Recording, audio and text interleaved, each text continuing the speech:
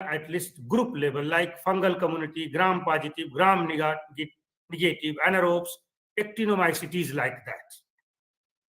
So we try to see that. And if you look this slide, then the summer season, the total microbial population is elevated. At all locations, the similar trend was found. The summer looks very promotive to the microbial population. So it possibly may be due to because there is no open forest area there. So due to under canopy effect, quite possibly to help the microbial population activity. And other reason may be possible because we did not collect such type of data. Probably due to some moisture availability in under canopy regions, the microbial population gets activated and try to convert the organic nutrients into the other minerals. So this is the quite probable reason to high microbial population in summer region compared to the other seasons at both sides. Similar trend was found for the AM fungi or some fungal PLFA or some eukaryotic protozoans like that. Higher at the high hill base, then hill HB means hill base. At the basal position of the hilly area, this population were much greater compared to the median and the hilltop. And it was again the rainy, highest rainy, then winter, and then summer for the AM fungi and this fungal population particularly.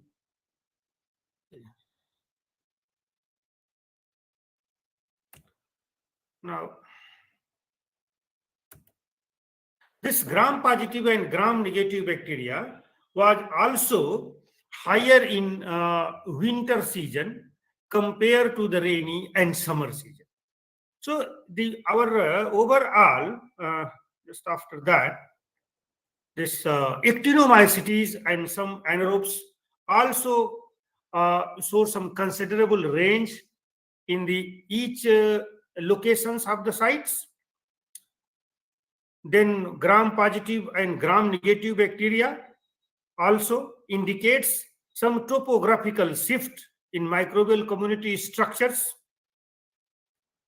Then if you look this PCA diagram, then the summer season community, something like different from the rainy and winter.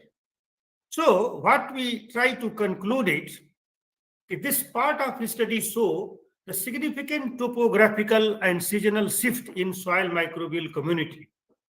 And in that proportion, the fungi bacteria ratio and the gram-positive, gram-negative bacteria also varied significantly across the topography and seasonal variability. And another conclusion was the soil organic carbon and nitrogen show positive correlation with total bacterial concentration and specific microbial biomass. This data looks interesting for us only in order to enrich our microbial biomass data, because you know that generally, not generally, we calculate the microbial biomass in terms of carbon, in terms of nitrogen. But we do not know how many types of microbial community involved. If you have data of microbial biomass in terms of microbial carbon C and N, so you can predict several things regarding the soil mineralization pattern. But still there is a black box which you do not know which kind of community is there. So at least using this PLFA approach, we will be able to see the dominance or the distributional pattern of total microbial community at group level. So in totality, it shows how the forest soil is mineralization, is actively for their mineralization processes or phenomena. This work was published in Ecological Research from Japan. And then in second objectives, which was our real target to determine the potential of methane oxidation by methane oxidizing bacteria. For that purpose, we try to quantify the methane oxidizing bacteria called methanotrophic bacteria using the primers available already. The PMO is a housekeeping gene for methanotrophic bacteria, because methanotrophs convert methane into methanol in the first stage. And this process is dealing by the methane monooxygenase enzyme. And this monooxygenase enzyme is encoded by the gene called PMO gene. So this gene is housekeeping gene present in all kinds of methanotrophs and recommended for the counting of the population size or analyzing the diversity of methane oxidizing bacteria using this phylogenetic marker gene. So we have done this, and we have found that the hilt in the case of rainy season, winter season, and summer season, during all the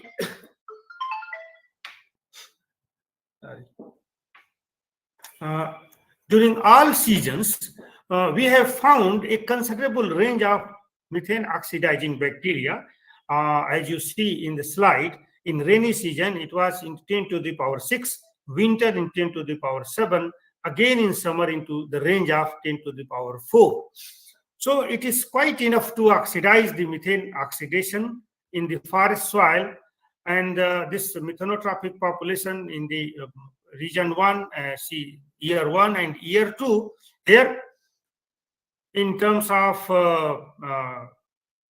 gene copy numbers, we have quantified it. Then the statistical analysis show the methanotrophic population is significantly influenced by topography, season, and tree species also, because Butia monoasperma affected soil has greater population compared to the Madhuka and Tectona.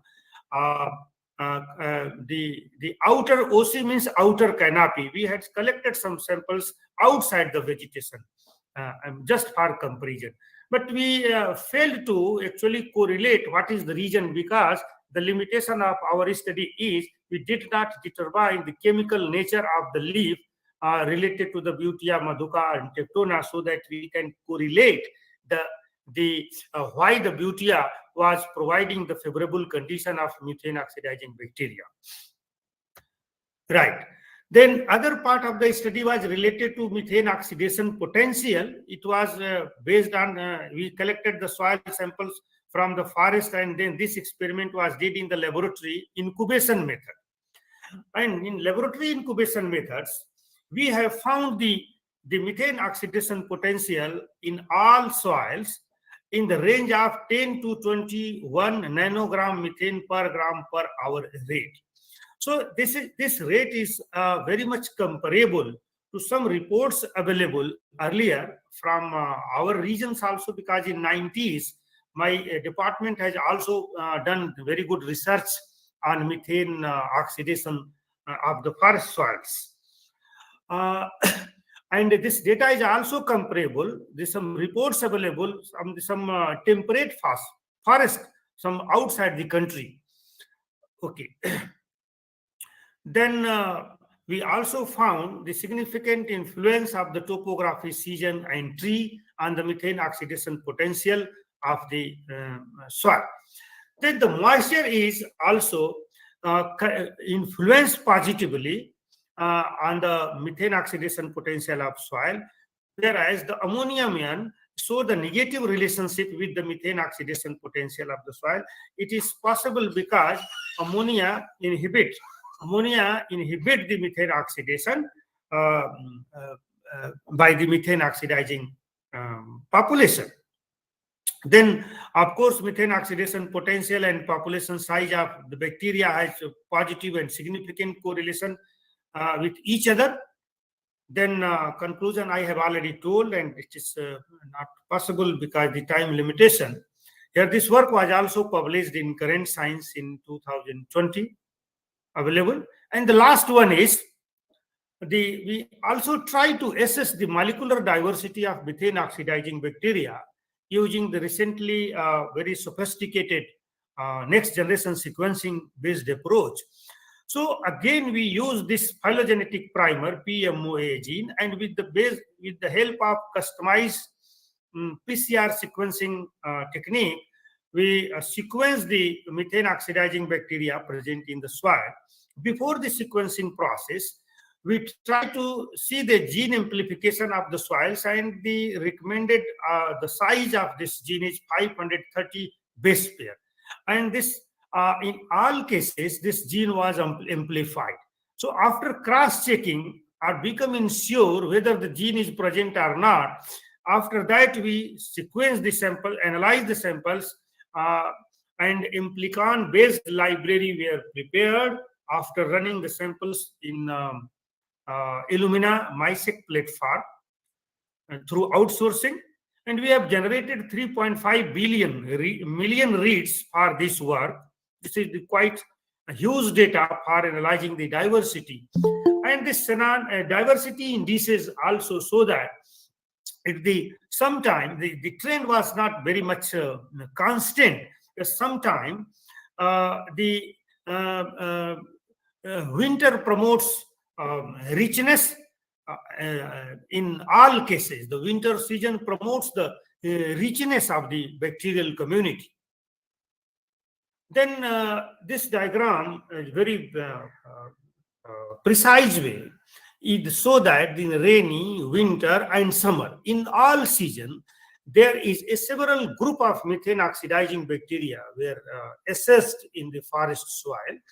The name, as I have already mentioned, like the dominating groups are Methylocyanus, Methylocystis. In fact, methane oxidizing bacteria are two types, type 1 and type 2.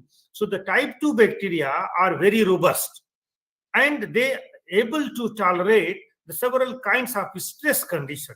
So it might be possible the dominance of type 2 methane oxidizing bacteria in forest soil. However, we have worked a lot in the paddy field analyzing the molecular diversity of methane oxidizing bacteria, where type 1 bacteria is also very present in a considerable range of the diversity. But here is the very interesting point for us was to detect the Methylocyanus and Methylocystis, and this data is also comparable because earlier this kind of data was not available for country like India.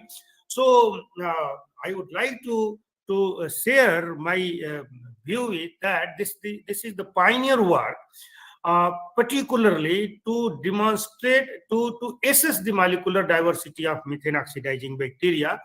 Of course, we have a huge amount of data, and all set of experiment has been published already. Just due to time limitations, I'm just showing one segment of this. So it is good to see the methane oxidizers in our tropical dry deciduous forest, and we have concluded that the Methylocystis dominated the type 2 methanotrophs through season, with its highest abundance in the rainy season, and the molecular diversity of methanotrophs show positive correlation with methane oxidizing potential of the soils. This work has also been published in Biology and Fertility of the Soil in 2020-21, and overall is the highest level of PLFA observed during summer just indicated the nutrient immobilization, and this study has implication understanding the microbial basis of the nutrient turnover, which I have already told during the presentation of that soil. And the another part which I have concluded, I would like to conclude here, the dry deciduous tropical forest soil has a very potential sink of the methane, where the population size of methanotrophic bacteria respond to topographical change, type of vegetation, and shift that is collectively overall the methane oxidation potential of forest.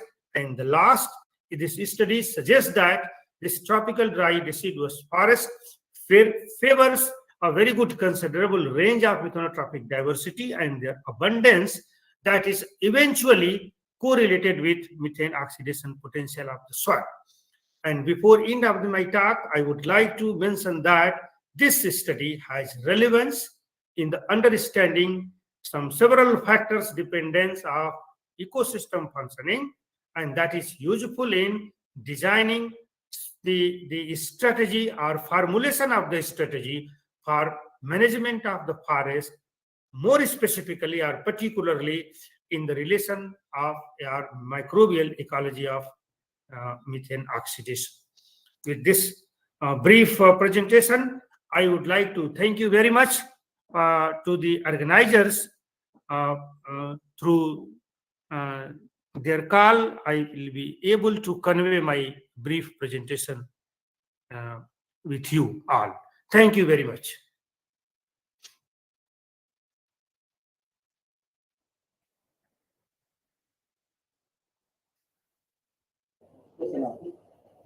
So this is all from my side. Professor Dubey? Yes. Are you listening me? Yes. Yes, yes. So thank you, Professor Dubey, for giving a nice presentation. And we hope that you have given a large array of information for valuation of the diversity exist in the forest soil and methane oxidizing bacteria. So now this is open for the delegates present here for any question. Or those who are online, if they have any question, please they can ask the question. I think no question. Professor Dubey, I have some my queries which you have done. Okay. Number one, that okay, you have used some of the markers might be to analyzing the detailed sequencing pattern of the bacteria. I want to know that you have done it in species wise, or how many species of the how many genus of the bacteria were screened, and what was variation there in their population. So I experiencing little bit unclearness of the sound. मैं थोड़ा हिंदी में बोलता हूँ जोर से. No. आपने ये जो bacteria English, the English is also okay for me. उसमें आपने इंडिविजुअल जेनस दिया, स्पीशीज दिया, या अलग-अलग स्पीशीज को आपने आइडेंटिफाई किया उनकी पॉपुलेशन को जेनेटिक लेवल पे. So थोड़ा सा इसको क्लियर करें. नहीं, you wanted to know about methane oxidizer or total community? नहीं, methane oxidizer. Right. What is the, you know, frequency of the population? One species number is more or some other species. What is that? What are their associates? Suppose methane oxidizing bacteria may have some associate bacteria with them. Have you studied the, you know, genome sequence of other bacteria or only methane oxidizing? No. Yes. I have used to approach for the microbial community. For total community, PLFA was used, and for methane oxidizing bacteria, we have used amplicon-based sequencing approach. So as I said that PMO gene is a phylogenetic marker which is present in almost all type of methane oxidizing bacteria. So we use the metagenomic approach. There is no any culture involved in this study. We have extracted the DNA from the soil, and then we use to detect the amplification of the PMO gene by simple PCR.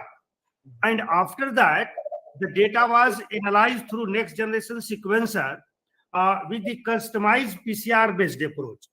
So whatever the data was generated, it was cast against the NCBI where the already known sequences are available, and based on that similarity or genetic relatedness, we will be able to screen which kind of methane oxidizing bacteria present in our soil.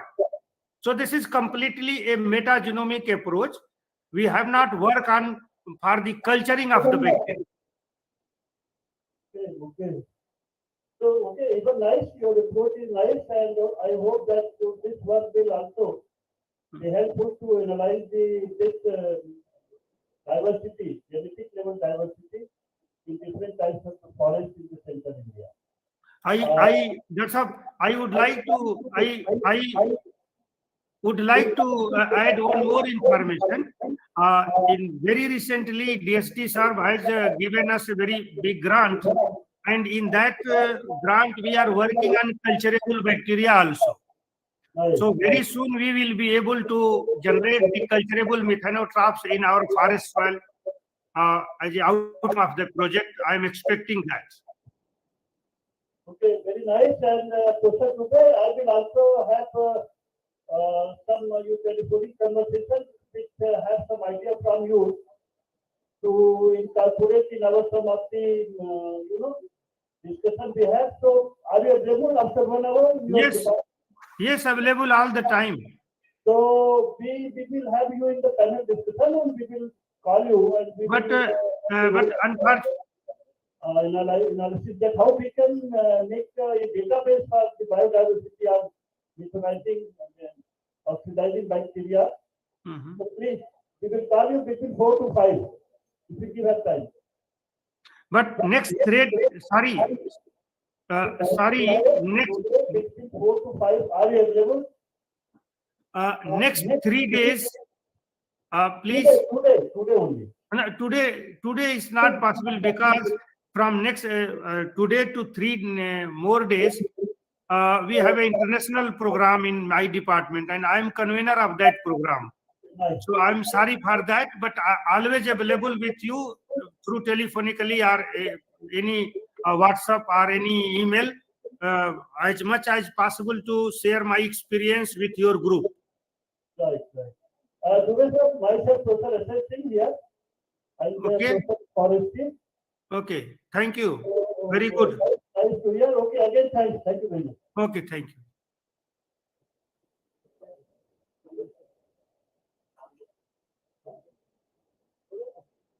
Yes, sir. Hello.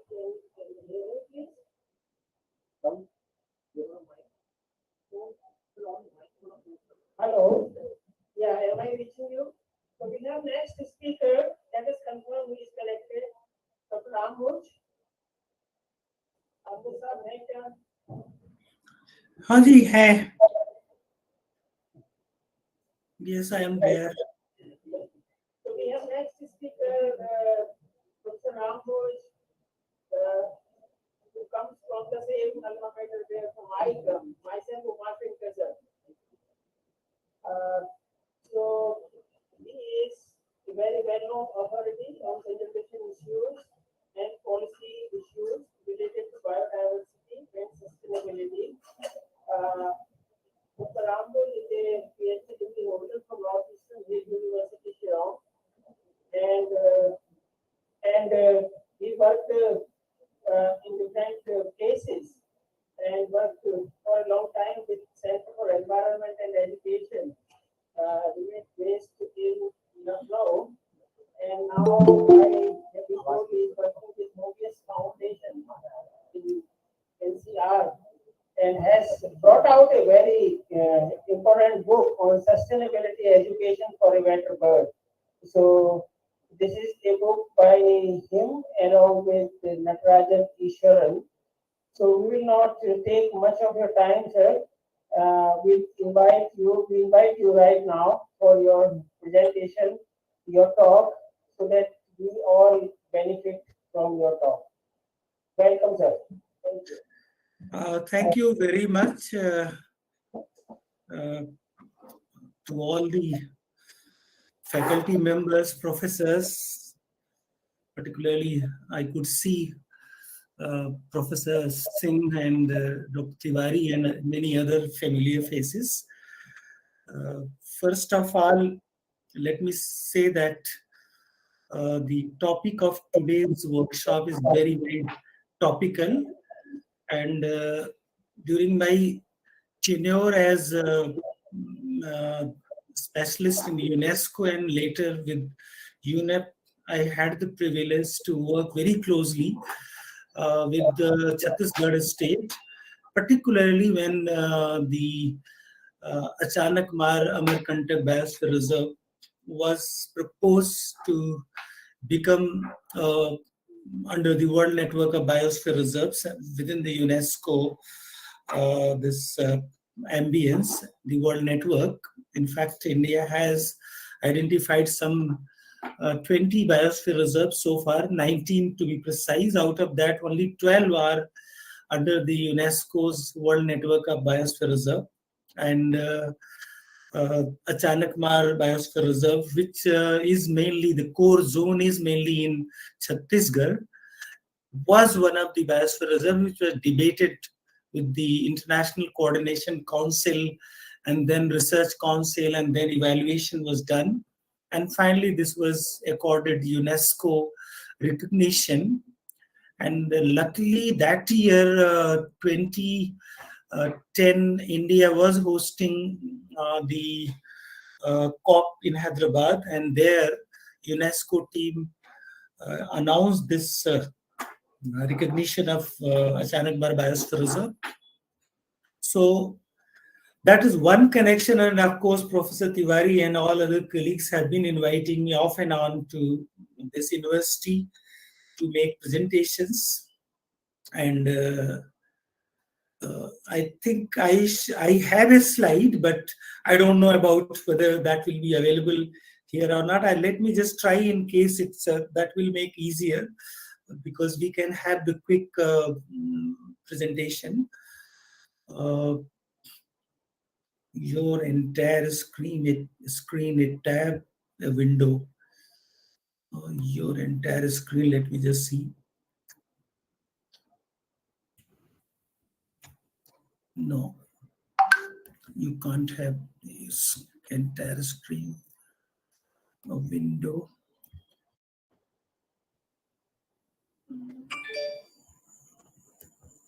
And a tab.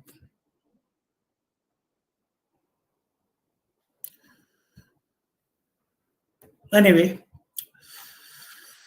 Google Meet is a bit difficult to share, but I am just making the presentation. In fact, 2021, of course, both 2020 and 2021, world thought of becoming a year of super year for biodiversity and nature. COVID-19 occurred, and that put behind everything in a waiting mode. And 2020 was very, very significant, because on the biodiversity front, where I have basically, because I have over almost 15 years, I have worked with the UN system. So I was very closely involved with the biodiversity. And the decade of biodiversity, 2010 and 2020, was going to end, and another decade of ecosystem restoration was to begin. So that was launched last year on World Environment Day and Biodiversity Day, decade of ecosystem restoration. But the whole decade, I think if we look at what happened on the biodiversity front, particularly on the all those targets that world decided in Nagoya in COP10, and 20 Aichi target, because that Nagoya, there is Aichi prefecture where this conference was held, and that is why those 20 targets were decided. But world could not meet many of those targets. Only very marginal progress was. So that is why a new this target, a new this whole decade, and this biodiversity commitment has been negotiated. And China hosted in October this UN Biodiversity Conference in Kunming virtually, but now this whole framework, Biodiversity 2030 framework, is ready, which will be again adapted during May at Kunming, because that will be physical conference in May, April, May. It will start from 25th April and end on 8th May. So that is again very, very important. Meanwhile, Secretary General of UN has, you can just see how important biodiversity is, because I quote him, the planet is facing a triple crisis: climate disruption, biodiversity loss, and pollution. So this is what Secretary General has said, and very, very significant from the point of view of biodiversity. There were many other developments. In fact, every year, in the beginning of this year, World Economic Forum met, and every year they come out with a report about the global priorities, particularly how the global risk landscape will fare. And among the top risks to the global landscape, biodiversity was number 3.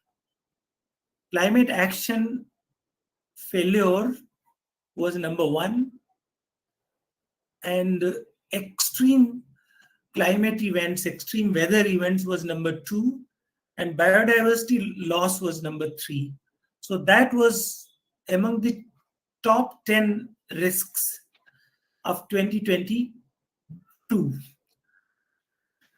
2021 again, if we go back, we can see number 1 risk was extreme weather, number 2 was climate action, number 3 was human environmental change, 4th was COVID and other infectious diseases, and biodiversity loss was 5th.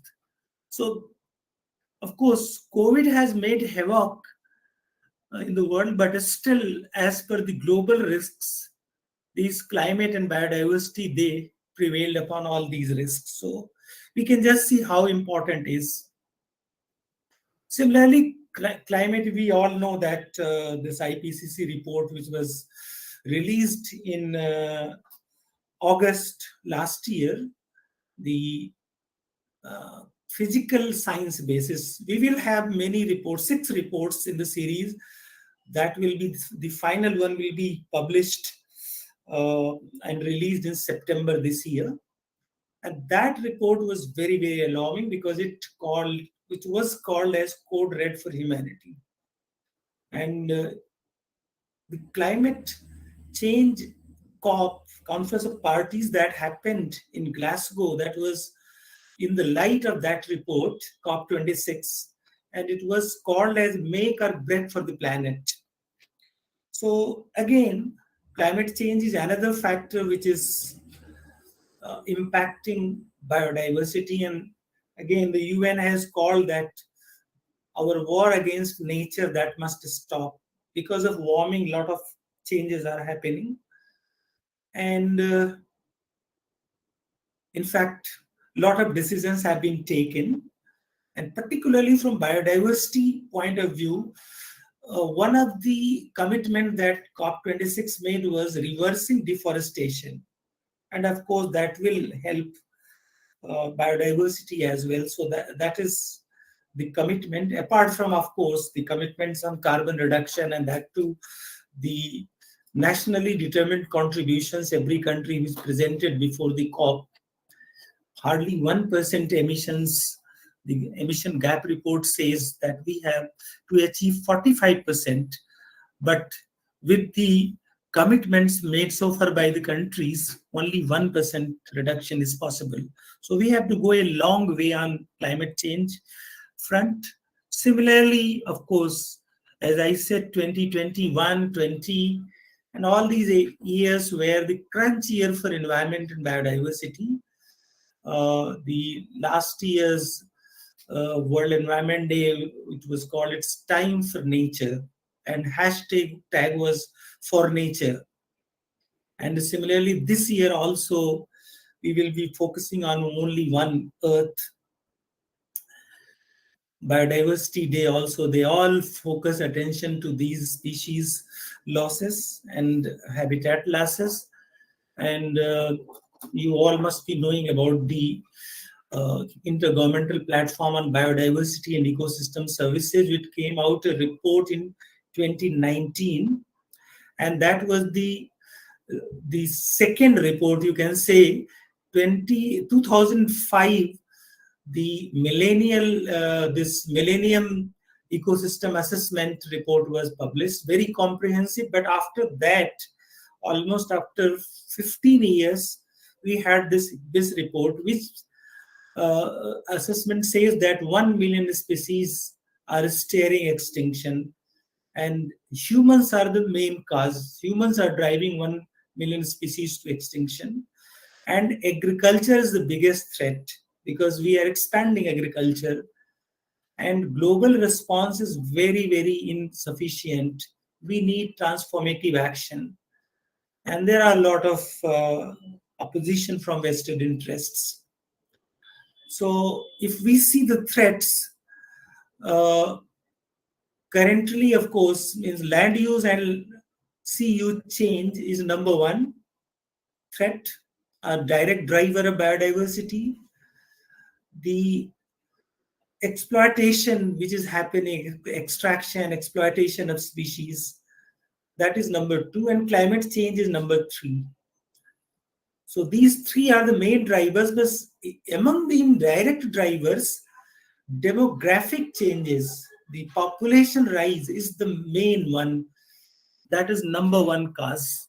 So population, of course, means like we had in India, we are telling that, and many of the world population countries, they have reached the stage of the total fertility rate, whether it is ideal is around 2.1, but world is almost 1.5 in many countries. In India also, we have reached almost the stable population, but there is population is increasing. Whatever we have, the population, that momentum is, and that is threatening the biodiversity and other resources. So that is number one indirect driver of biodiversity loss.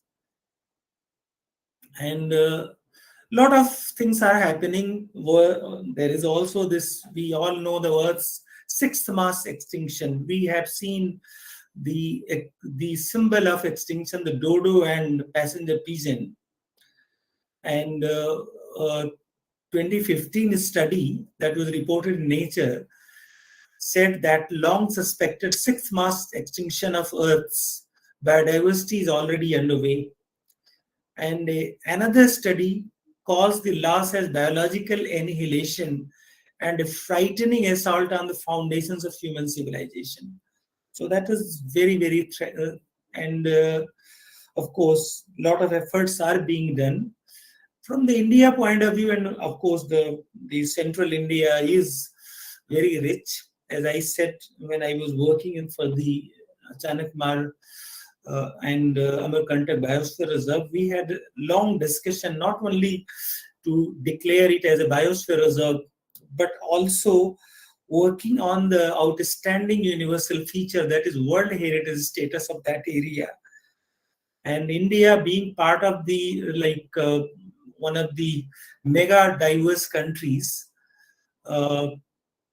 17 countries out of 195, they are called as mega diverse because they contain 70% of biodiversity. And India is one of these mega diverse countries with 2.4% of land area and almost 8% of the species that we have. So many of the species are endemic, threatened. And another area which is very, very important is the nature-based solutions. Of course, biodiversity is suffering not only for the climate change, but for the pollution abatement, for landscape restoration. For globally, this is the new area, nature-based solution. And this solution is very much based on the principles of the Convention of Biodiversity, biological CBD, where the conservation, sustainable use, and equitable sharing of benefits is enshrined. So nature-based solutions is another very, very important area that I would just like to underline here.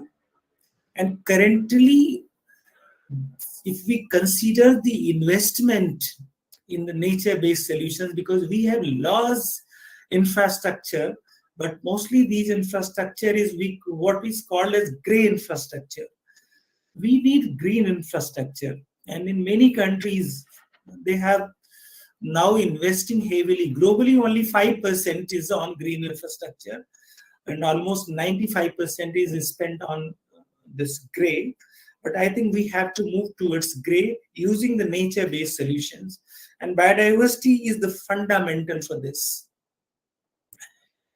And in fact, as I was telling, Man and the Biosphere program, UNESCO's, and your Biosphere Reserve, and that is again based on the Convention of Biological Diversity, where conservation linked sustainable development core area, which is mainly in Chhattisgarh, is the sanctum sanctorum conservation area, which has to remain undisturbed.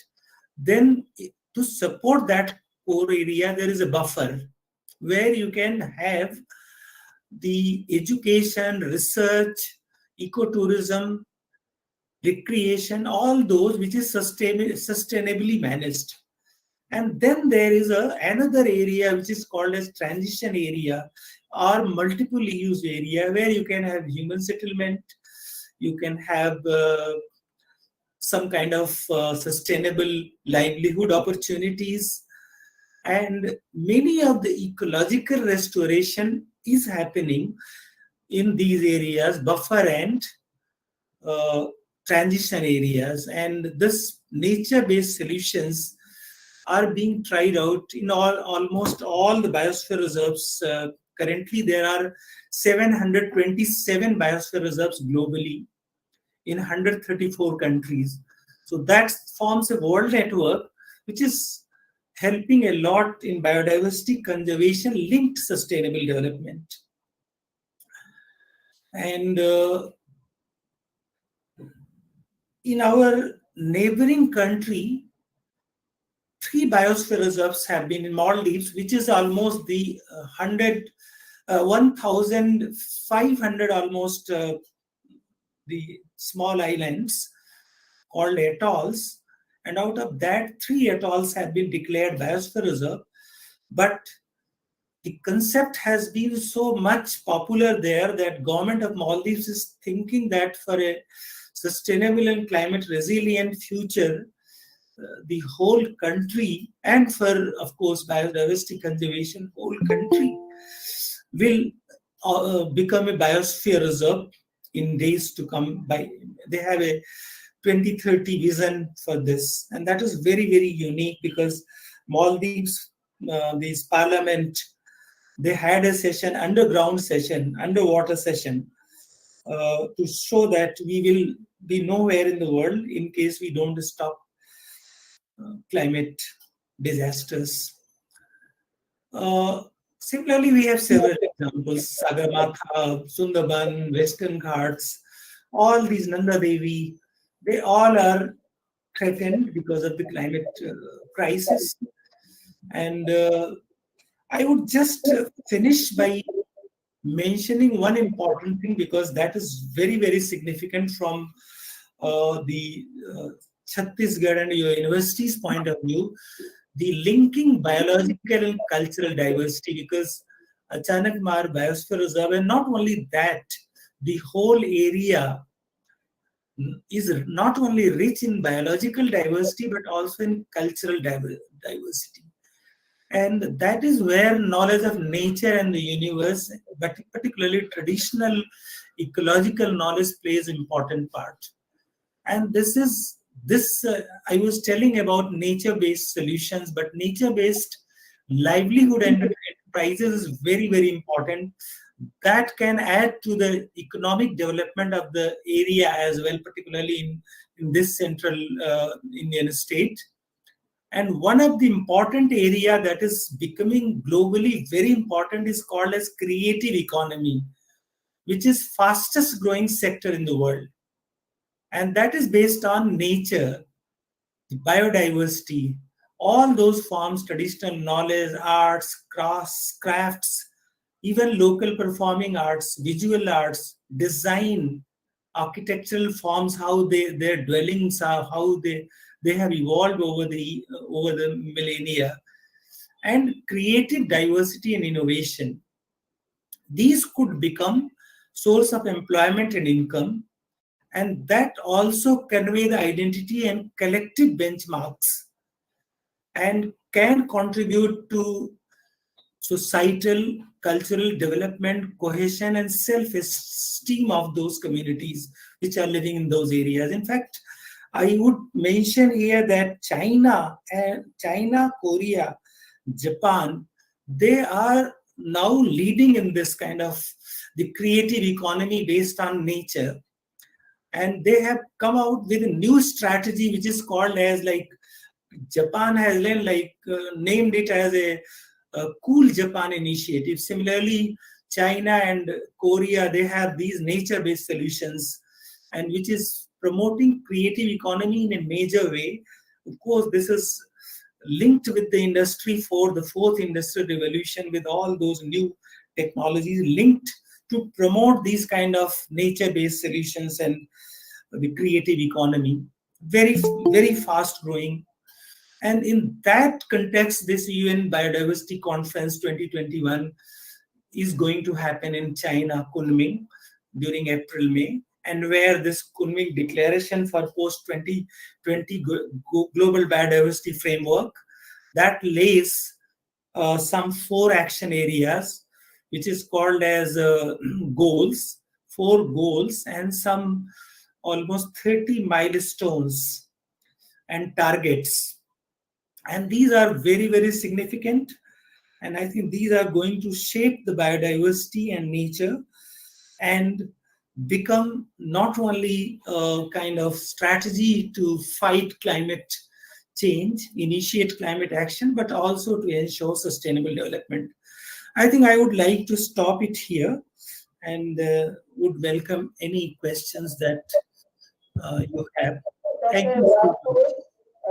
For a very, very illuminating ideas you have shared with respect to the Chhattisgarh. Actually, not only you have summarized the policy framework of biodiversity at the international level and also at the national level, but also with the sum up, you have given some very concrete suggestions to this university, like creative economy, nature-based solutions. And yes, your contribution to the declaration from UNESCO of Achannak Maar Biosphere Reserve is very well known. There are some inquisitive students here would like to interact with you briefly. Yeah, so those who would like to ask a question, please. Good afternoon, sir. I am Akriti Tamrekar from Department of Forestry, Research Scholar. Sir, I have a question that earlier we are having MDG goals, Millennium Development Goals. Now we are having Sustainable Development Goals. We are having many biodiversity conservation conference and research, but still we are lacking. So where is the point that we are lacking and we are facing biodiversity loss and species extinction? Thank you. Yes, at the beginning of this century, Millennium Development Goals were adopted, and we thought that there were 8 goals, which were removing poverty, water, sanitation, and of course, Goal 8 was related to environmental sustainability. And 15 years time frame was there up to 2015 to achieve those goals. But of course, we could have some progress in certain areas, but a lot of areas where those goals were not fulfilled. So that is why in 2015, world community, after long discussion, very large scale consultation for over 5 years, they came out a very comprehensive 17 goals and 169 targets. And these are called as global goals. And every aspect of, I think, the universe is covered under those goals, 17 goals, right from the poverty removal to water, sanitation, gender, education. But there are 5 goals which are directly related to environment and of course biodiversity. We can say goal 14 and 15. 13 is for climate action, but 6 is water, 4th is education. There are many such goals, and we have almost past 6 years now. These goals are to be achieved by 2030, and the world is renewing its commitment.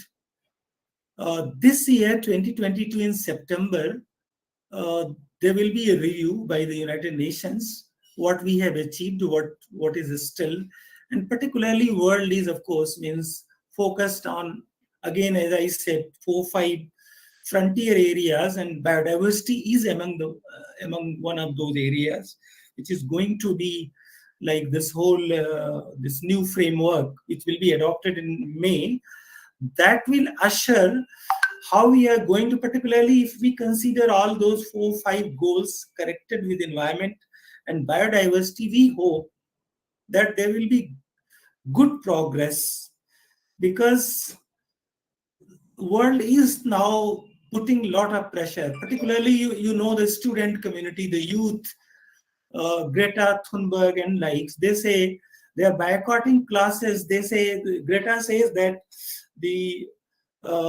Fridays for Future, that we will boycott one day classes for our future, because if this earth, the biodiversity, the planet is in peril, then naturally the next generation that will be impacted. So that is why I hope, this is the hope for future, this sustainable development goals, and world is unanimous. These goals were adopted unanimously, and everyone in the world is working towards that. And I hope things will improve. There are signs like the Glasgow conference. World is now decided that net zero. There will be this emission cuts.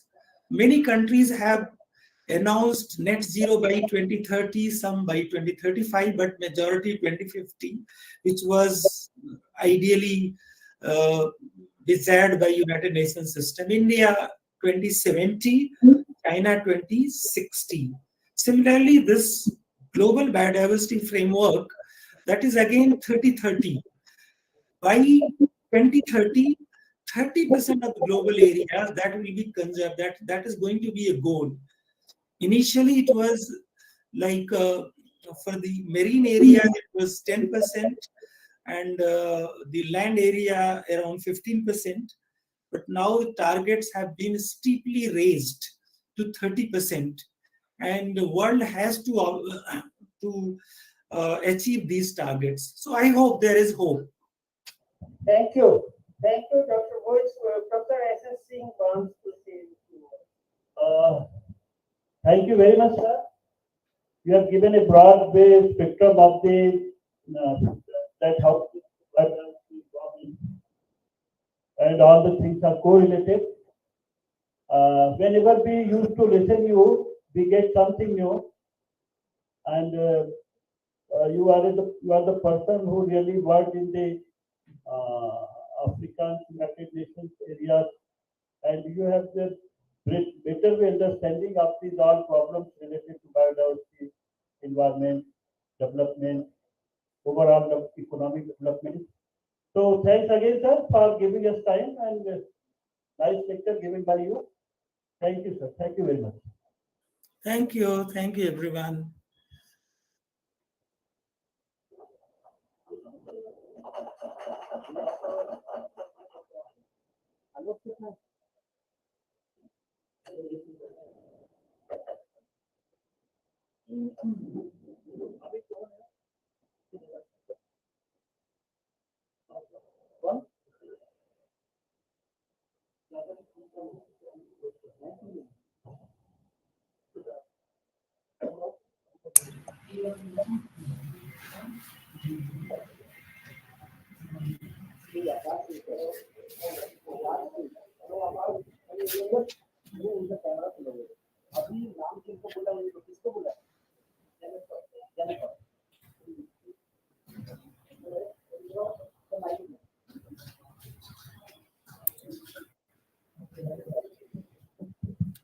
Jennifer, are you ready for your presentation?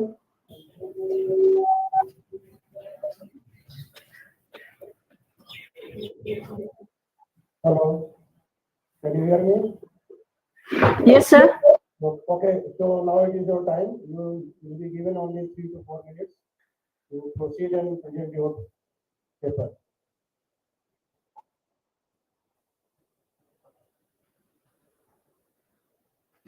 Good afternoon, everyone. My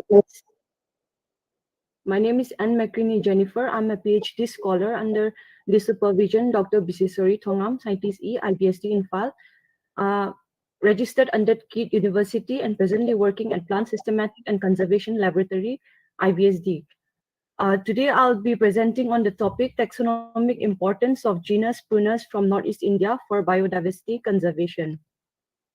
Coming to introduction, taxonomic botany, it is a study of identifying, naming, and classification of plants. Prunus is a genus which falls under the family Rosaceae, comprising of about 430 species of evergreen, deciduous trees and shrubs, including cherry, nuts, plum, and peaches. The term prunus is coined by Bentham and Hooker in the year 1865. Prunus is defined by solitary carpels, 5 sepals, 5 petals, solid branch pit. The genus is widely distributed in the temperate zone of northern hemisphere of subtropical and tropical areas of Asia, Africa, South America, and Australia. Northeast India falls under the Eastern Himalaya and is all part of the Himalayan and Indo-Burma biodiversity hotspot. And 36 species of Prunus is reported in India according to the genetic resources of Prunus India. Coming to material and methods, a botanical exploration was carried out on the northeastern states like Manipur, Arunachal Pradesh, Meghalaya, Nagaland for the collection of Prunus species. For systematic taxonomic study and Prunus germplasm, the individuals were stored in the form of live specimen and dried specimen in the net house and herbarium of IBSD. Here we can see the visual representation of the Prunus germplasm in the net house of IBSD, and this is the dried specimen in herbarium sheet. And identification, descriptive study, and classification are all carried out for the species which is collected from Northeast India to ascertain the species name.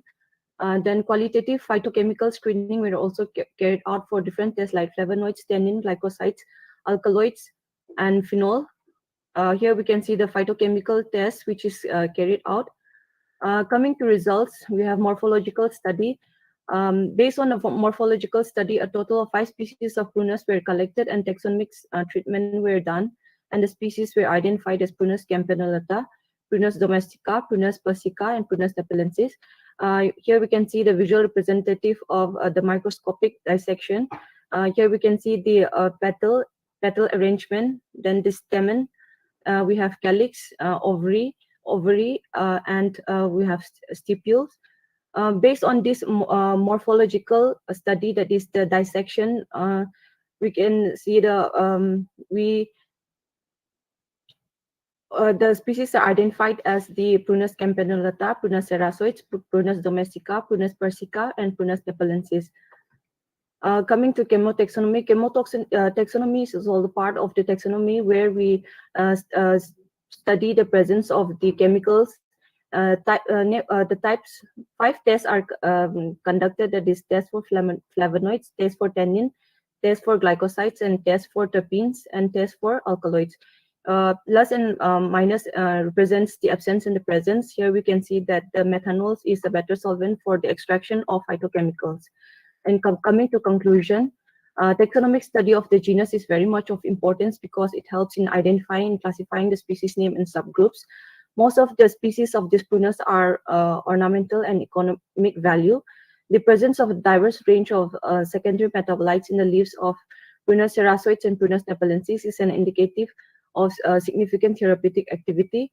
Since our study confirms the qualitative presence of several phytochemical compounds, it provides a scientific explanation to the medicinal value of the plant. Hence, the need to conserve the species of the genus Prunus is of utmost importance for biodiversity conservation, which includes sustainable use and management. I would like to acknowledge my supervisor, Dr. Biseswari Thongam, Professor Dinabandhu Sahu, Professor Pulok Kumar Mukherjee, Director, IBSD, and I would like to acknowledge Department of Biotechnology, Government of India, New Delhi for the financial support, and I would like also to thank the GGV University for this opportunity. Thank you.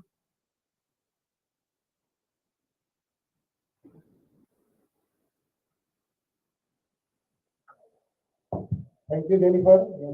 Jason, is there a question from audience or online participants? I think there is no question, so I will invite the next speaker, Ankita Dubey. Ankita Dubey.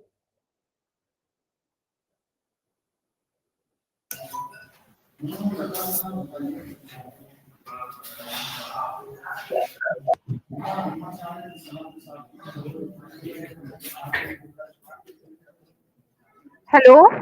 Hello. Yes, sir. Am I audible? Yes, yes. Yes, sir. So now it is your turn. You can proceed for your presentation. You will be given only 3 to 4 minutes. Sure, sir. So you can give a start now. Sir, my slide is visible? Yes, visible. Yes, sir. This is Ankita Dubey, research scholar in Department of Biotechnology, Indira Gandhi National Tribal University, under the supervision of Dr. K. Raja Rajesh Kumar. Today I am going to give presentation on the topic of an endophytic bacterium from a wheat plant confer heat stress tolerance in wheat. High temperature stress is a major abiotic stress that affects the plant starting from seed germination to reproduction. In this investigation, mainly based on the heat stress tolerance in plant, heat stress is one of the most example of abiotic stress and one of the most problem of agriculture to inhibit the crop production. And the effect of global warming in recent years can be felt with the increasing in global temperature. Global warming is predicted to have a general negative effect on plant growth due to damaging effect of high temperatures on plant development. High temperature stress has a wide range of effect on plants in terms of physiology, biochemistry, and gene regulation pathways. These images indicate the several effects of high temperature. Effect of heat stress in crop plants. Wheat. Wheat is one of the most important cereal crop grown worldwide. India has second largest producer of wheat in the world. Wheat is most sensitive to heat stress. It is estimated that per 1 degree centigrade increase in temperature cause decrease in global wheat production by 6%. Heat stress affects the different growth and development stage of wheat, which leads to high yield loss. However, effect on heat stress is plant depends upon the length of heat exposure and growth stage during the high temperature. Poor germination, reduced leaf area, early leaf senescence, and damaged photosynthetic machinery associated with the heat stress cause decrease in photosynthesis in wheat. Endophytes are derived from two words. Endo means inside, phyte means plants. In plants, microorganisms that are present but do not cause disease symptoms are called endophytes. Endophytes, there are three types of endophytes: endophytic fungi, endophytic actinomycetes, endophytic bacteria.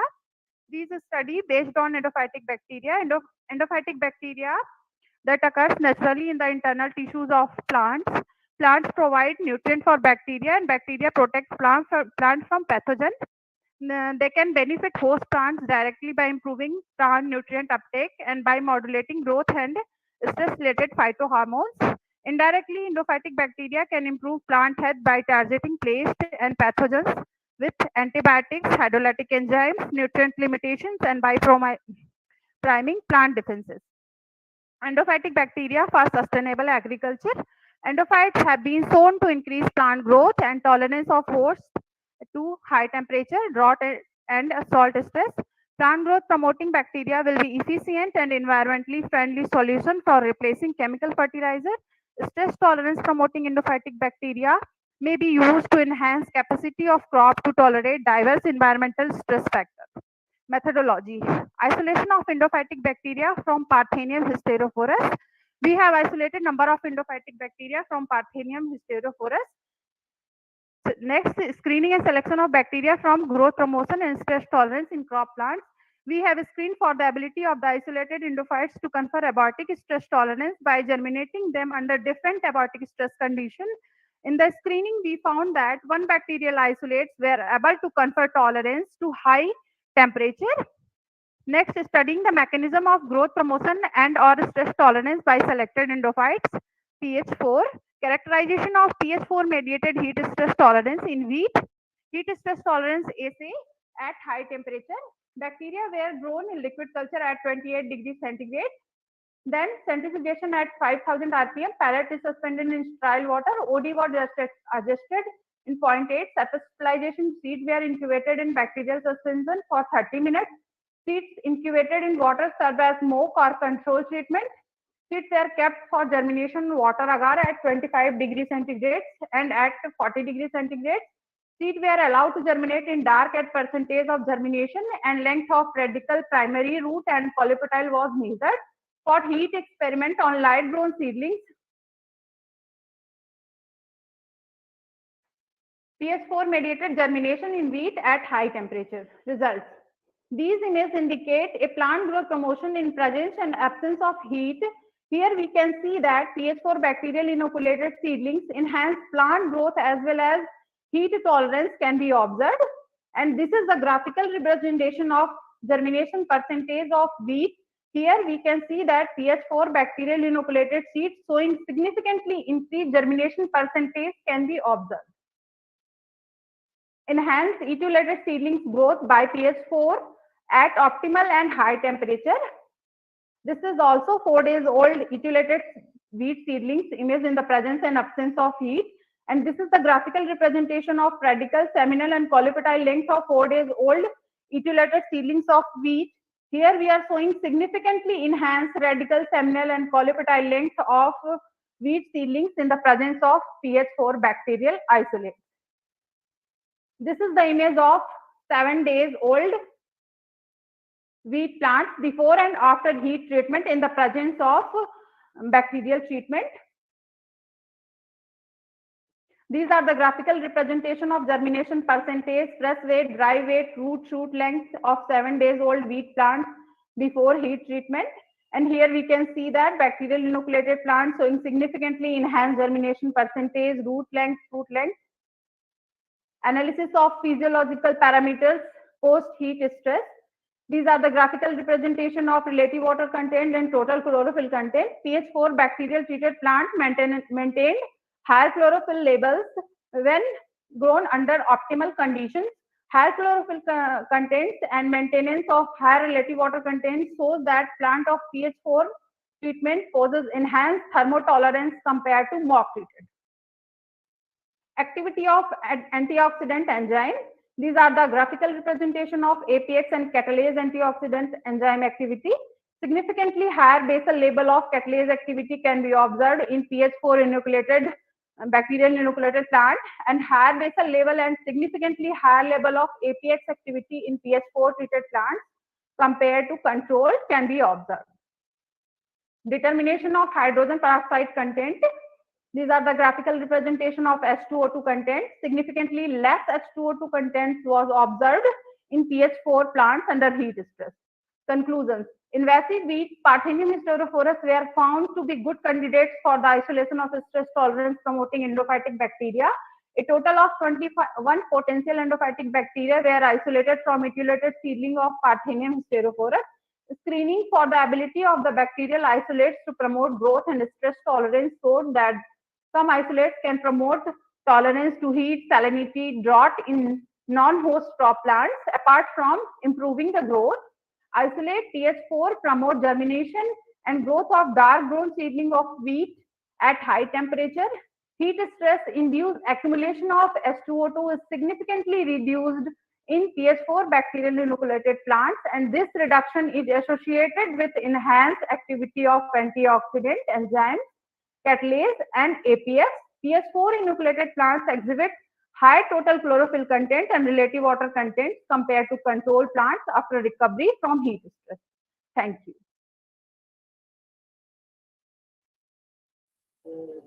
Paper is open for question from the online participants. Yes, sir. Hello. Yes, sir. Paper is open for questions. Is there any question from participants, online or offline?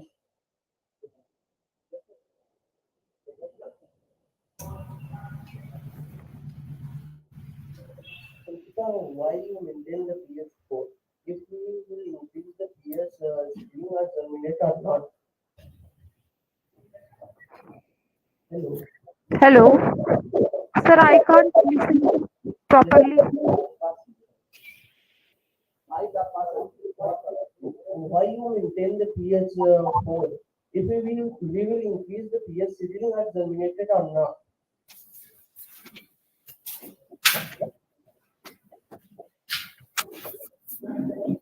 Hello. Hello.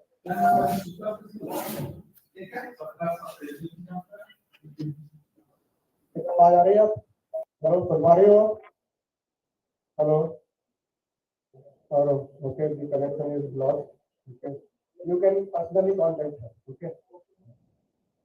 So next presenter is Dr. S. K. Singh. Can you hear me, Dr. S. K. Singh? Hello.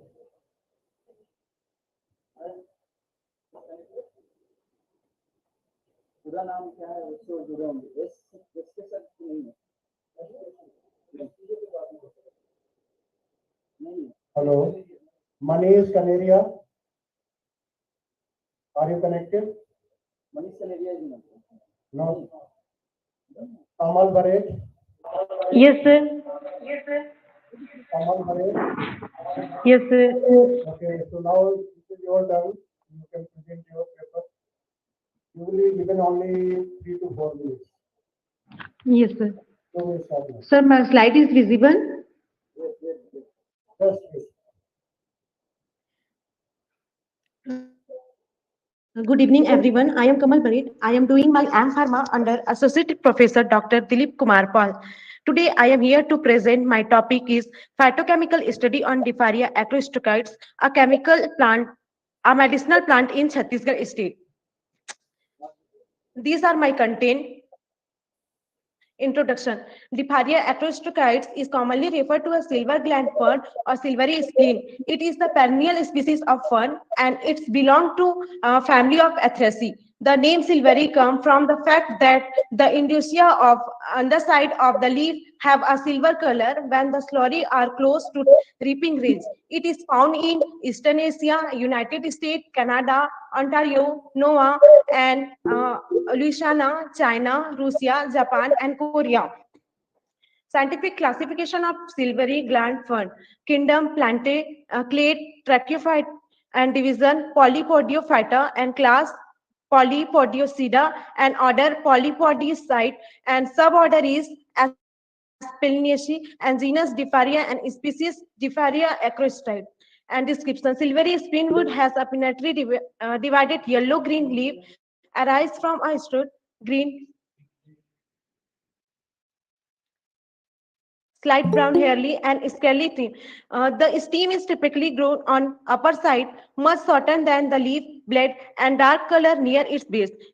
Beginning dark red or brown, as stem reaches the leaflet, it becomes a pale green color. The leaves are 30 to 80 centimeter long and 10 to 25 centimeter width. Their underside is color in frizzy yellow hair, green hair. This is approximately 18 leaflet on a leaf, and they are approximately 50 centimeter long and 1 centimeter wide and relatively straight. And attribute: fruit and flower are not present in this plant, and the plant is reproduced through spore, and leaf color is generally green white, and deciduous leaf fall color is gold yellow, and leaf type is pinnately.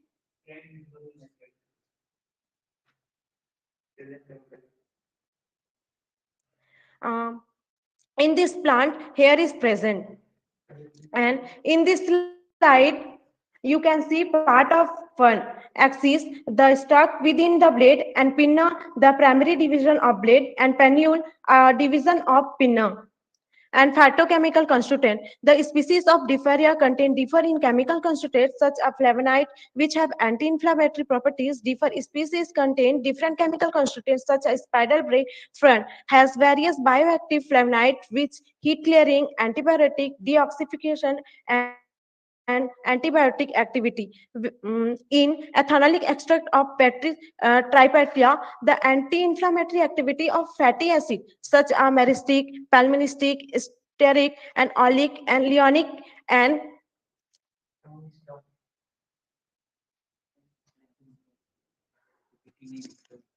क्यों नहीं दिख रहे हैं यार?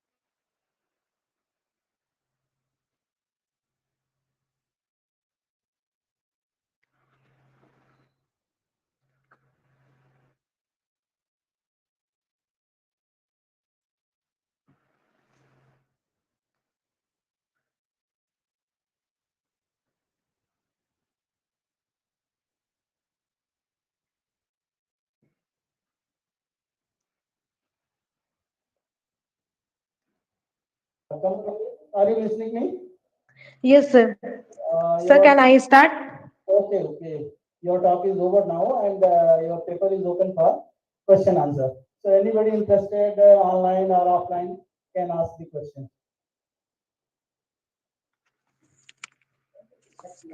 Okay, thank you very much.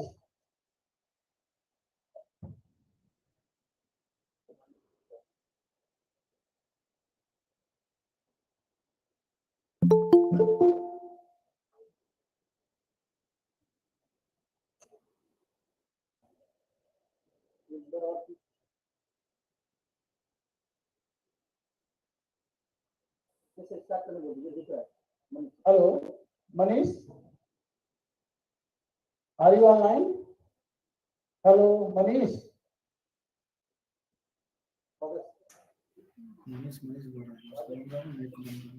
बंद कर।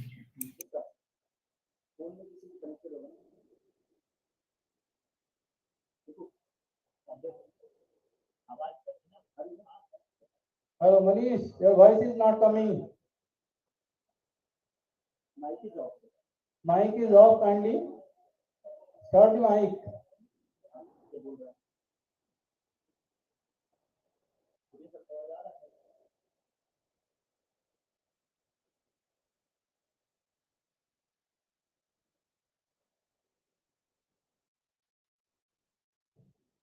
Hello, Manish. Okay. Manish, please start your deliberations.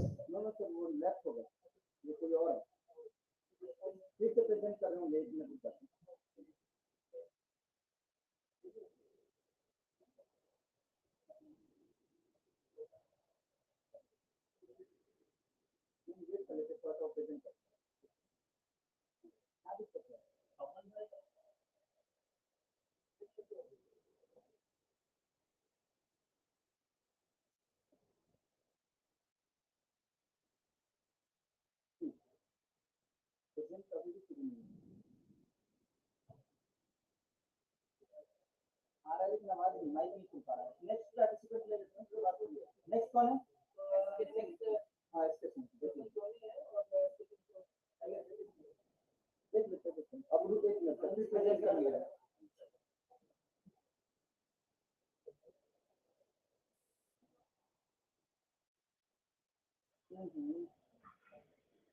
Hello, sir. Sir, am I audible? Yes, yes. You are audible for the presentation. The slides are not seen on this page. Yes. Hello. Manish, start your presentation. Okay, sir. Okay.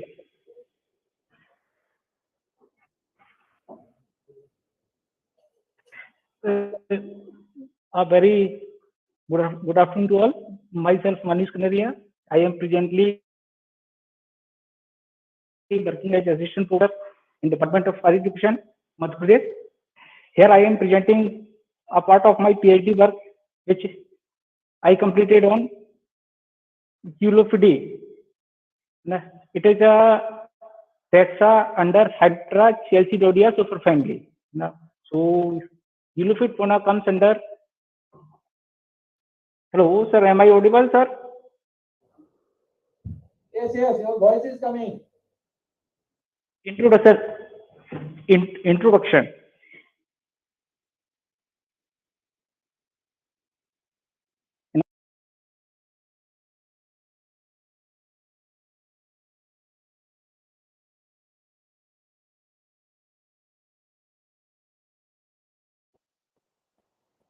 Manish, your voice is not coming.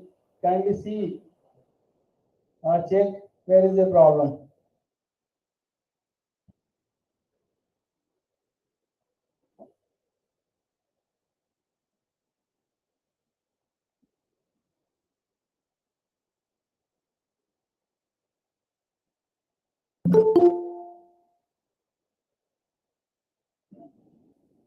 Next participant.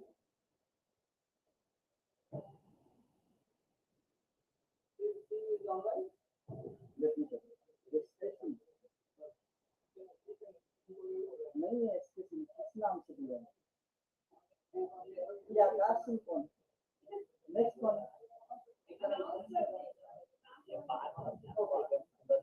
Hello I am audible Yes, sir, you are audible. okay kindly give your introduction I think you are Prasun. Yes, sir, I'm available, sir. Okay start your presentation Okay, sir.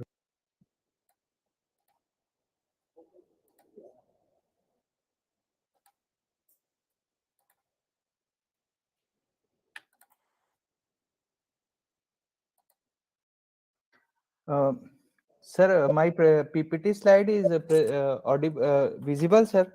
yes your PPT slide is visible first slide is visible Okay. Very good evening to all of you. Myself, Dr. Prasoon Soni. I'm presenting a new topic, which is the spatial distribution of the Elephas maximus with the help of remote sensing and GIS. And in this study, we also introduce one model which is called maximum entropy model for identifying the distribution of the Elephas maximus in Bilaspur circle. In this study, we talking about the gigantic animal, which is very big mammal of the earth, and we try to find out the distribution of the animal with the help of a probable entropy distribution model. Actually, in this distribution, when we don't know what is the distribution pattern of any species, then in this model, what we can done, we can analyze some biovariable climatic factors and try to identify the possible niche of that animal, of that species. And this niche we can use the machine learning algorithm, and with the help of machine learning algorithm and maximum entropy modeling, we can try to identify the niche and the possible distributed area where the Elephas maximus is distributed. For this, we can collect forest department data where the elephant is found in that forest range, then the forester or forest guard can note down the GPS location of that place. Here you can show the 15,000 GPS point where the Elephas maximus is present. After that, we use one modeling pattern and we try to calculate the AUC and ROC model for this. And matlab means we can run this model replica and try to find out the sensitivity of the probable area. For this, we use 19 biovariable factors like mean precipitation, annual temperature, and with the help of machine learning and an analytical hierarchy process, we try to find out the contribution of that parameter for the availability of Elephas maximus. And with the help of machine learning, we found that the precipitation seasonality is highest contributed biovariable factor for the existent and for the identifying the habitat of Elephas maximus. This is my model framework. I use the TAM replica of my model.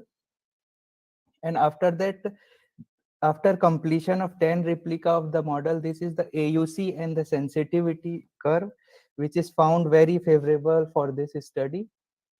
And in each and every biovariable factors, there are certain range where the Elephas maximus is existence in forest range, so that we found the certain range of bioclimatic factors where we found that Elephas maximus is there. And then after we also check out the jackknife curve for the biovariable climate factor distribution. And this is my final map of the Elephas maximus niche in Chhattisgarh region. If we have to transfer or if we have to shift our species or our model or our Elephas maximus, so there are certain low sensitive and moderate sensitive area as shown in the legend sector of this image. So this is my final conclusion, that the machine learning algorithm and remote sensing and GIS is very useful tool to identify the niche distribution of species. And I acknowledge the Department of Rural Technology and the Geometric Center of Bilaspur for providing me the facility and such great data of the great species Elephas maximus. This is my references, and thank you. Thank you, President Soni, for a nice presentation. I would like to know where the area you selected for this study. Sir, pardon, I cannot understand, sir. My question is, which area you have selected for this study? Sir, Bilaspur Circle, sir. In Bilaspur Circle, is there any elephant occupancy? What, sir? In Bilaspur Forest Circle, is there any occupancy of wild elephant or elephant maximus? Yes, sir. Actually, that data is provided by the Forest Department Geometric Center, and we just check out the distribution of species with the help of machine learning algorithm. Okay. Mr. Aman Kumar is here. He would like to ask some question related to the. Okay. Good afternoon, sir. As I have seen that you are telling that whole your study depend on the GPS works. So first of all, I want to know who took this GPS data. Means you could collect forest department. Exactly. Actually, this study is not depend on only GPS location. We also use 19 biochemical parameter, and all data is not provided by Forest Department. Some biovariable factor data were collected from USGS, American United States of Geological Survey. Some data is calculated from MODIS satellite images. So there are different factors who affect the distribution of species, so that we analyze that 19 variable data from different kind of open source software or some licensed software. Then after the GPS location of some species, of any species, and then we can, with the help of AHP, analytical hierarchy process, we find out that niche. One more thing I want to know in our PPT, we are listing biomanual factors. Can you specify it? Means what biomanual factors you are using for that thing?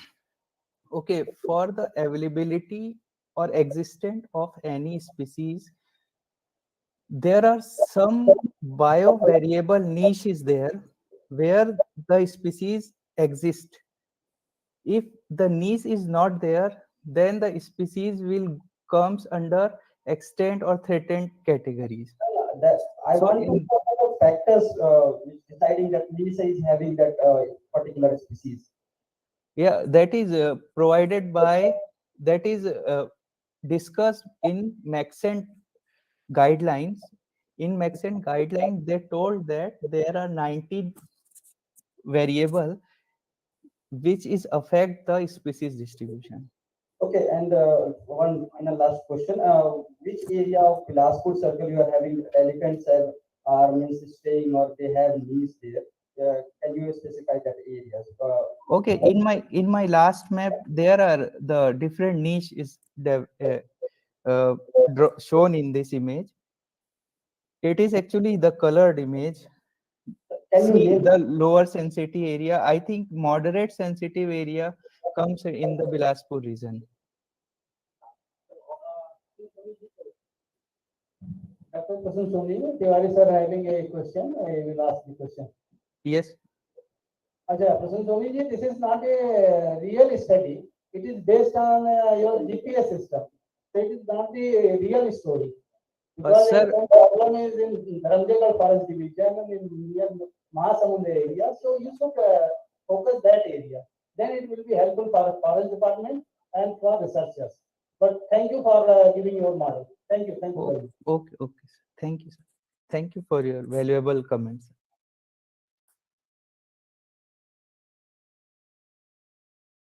Discussing.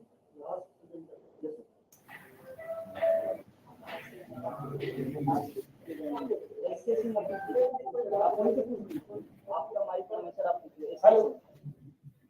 Hello, Dr. S.K. Singh. जी sir. Are you online? You are going to present? Yeah. Yes, yes, please. Go ahead.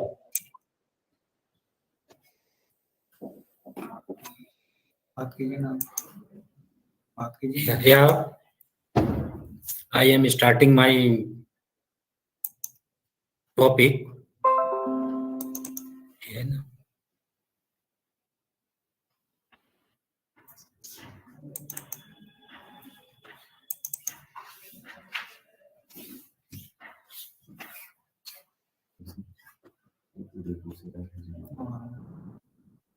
Just 1 minute.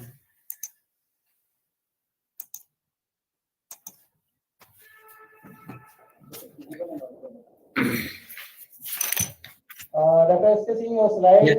Yes, I am telling you. Very limited time. Thank you, sir. You are giving me the opportunity for deliver my research paper.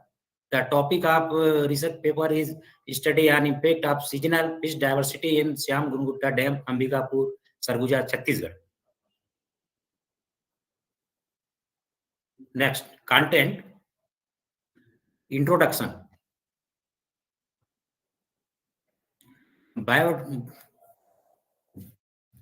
Biodiversity means variation of living things, microorganism, greenery, plant and animal in particular surrounding area at the level of combination. Adjusting and adaptation in the living earth.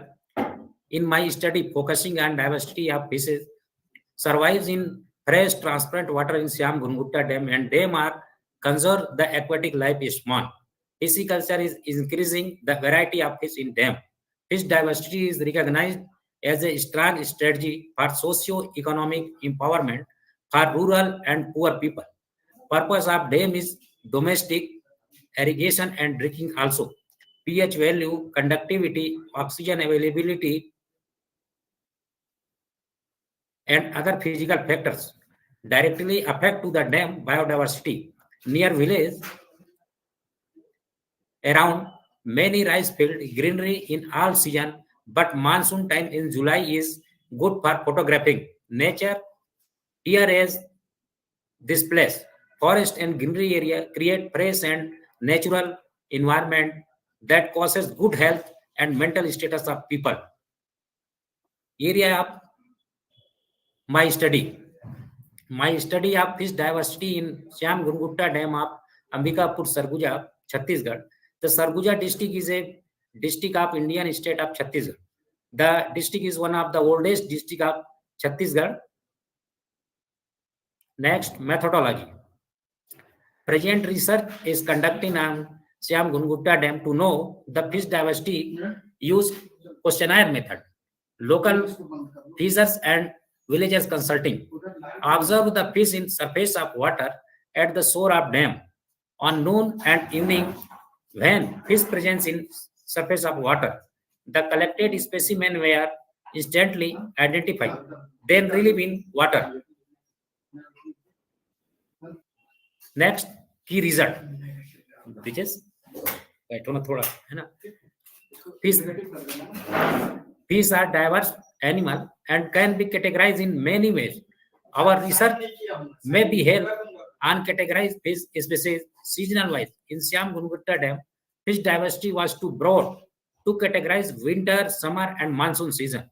In Gungutta Dam, Notopteridae, Cyprinidae, Copetidae, Siluridae, Vagaridae, Heteropunistidae, Bellonidae,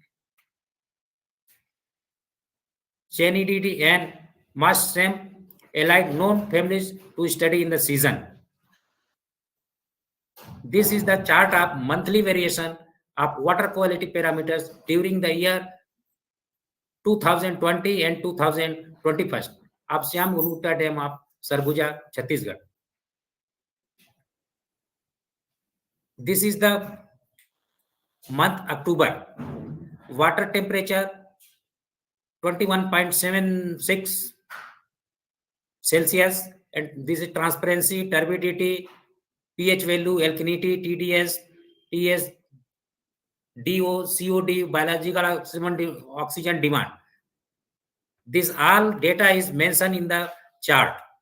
First, October, November, December, January, February, March, April, May, June, July, August, and September also.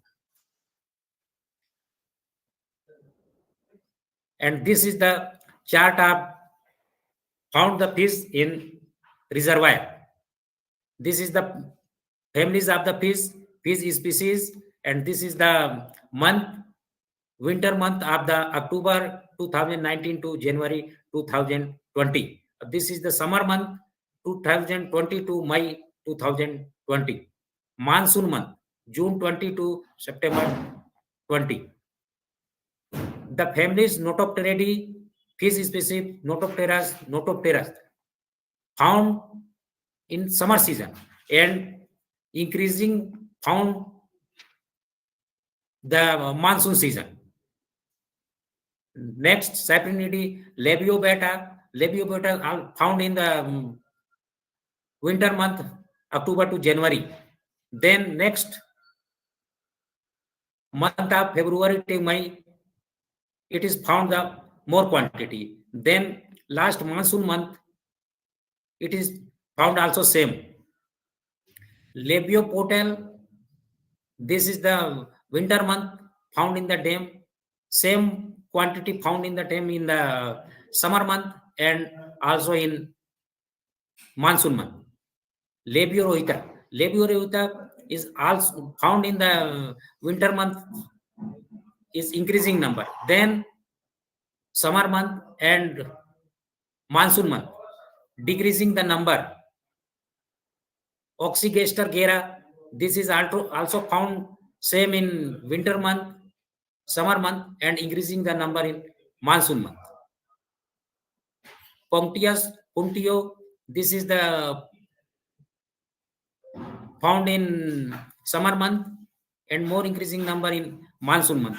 This is also the other species such as covidity, silurity, bagrity, heteropenicity, velonity, sanity, mastums, LID. Next, conclusion.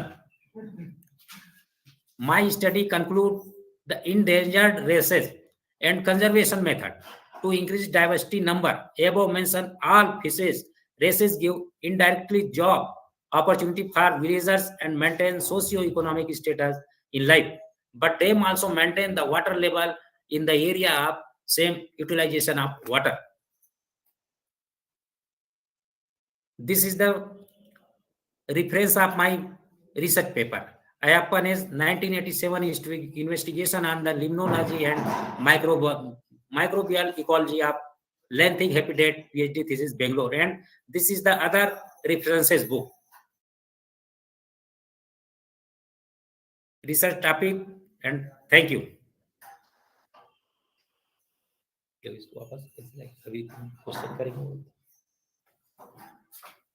Queries? Anybody is interested to ask the question from online and offline? Dr. S.K. Singh, I have a question. Since you are doing research work on fish diversity, which fish is suitable for the farmers or growers can give the better yield? And how what's required for better yield? वो आएगा ना Google Chrome में आएगा हाँ ये ऐसा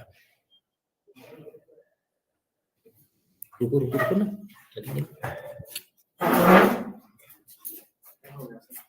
हमारा complete हो गया क्वेश्चन वगैरह type of idea about the fish production.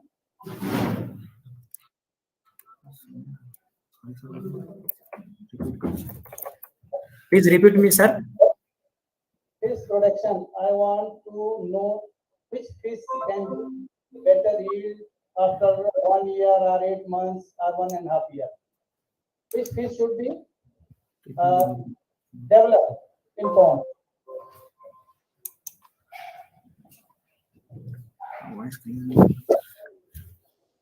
Voice could say. Please tell me, sir.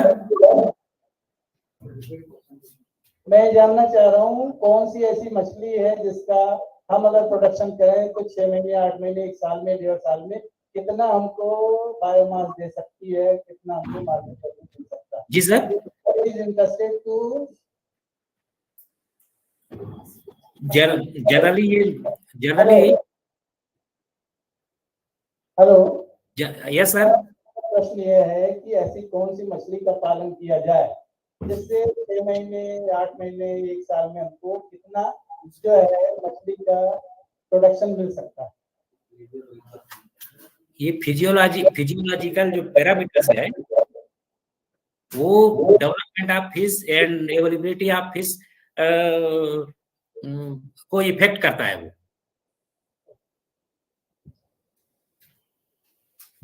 आपने ऐसी कोई स्टडी किया है इसे प्रोडक्शन के बारे में नहीं किया okay thank you I have no study of production. I have studied the biodiversity of them.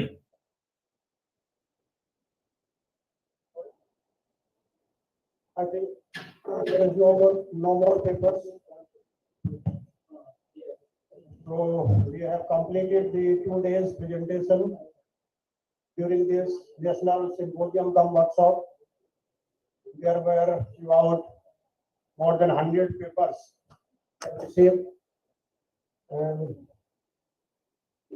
there were about 10 invited speakers, 2 keynote speakers. So we were busy these 2 days very much with the presentation. Now this is the end of the 2 days National Symposium-cum-Workshop. Now we are heading towards the panel discussion. Our last activity is the panel discussion. So I invite the audience here sitting with us as well as the participants which are connected through online mode. Give your feedback and suggestions about this National Symposium and workshop. How do you feel during these 2 days? What was your experience? Because I can say it was very fruitful event where different aspects of the biodiversity has been covered since the genesis of the biological diversity to the date. Whatever the events which have happened globally, almost all the topics or aspects have been touched upon. The hotspots of the biodiversity, the Himalayan biodiversity, then the Western Ghats, Central Indian Highlands biodiversity, all these topics, then again from the plants, animals, microorganisms, all these three dimensions of the biological diversity which have been covered. So I will invite the online participants. How many of you are connected?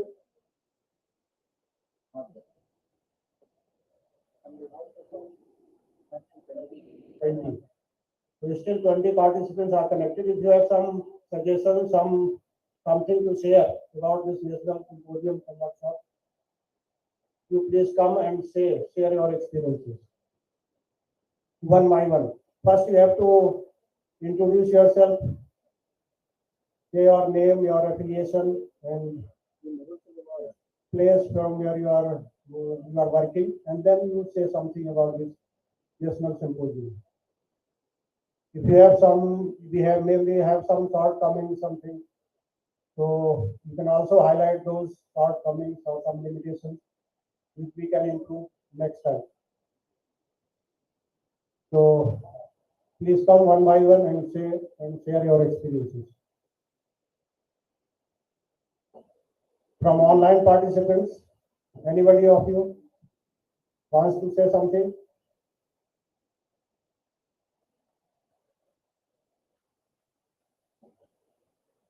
Okay, from offline audience.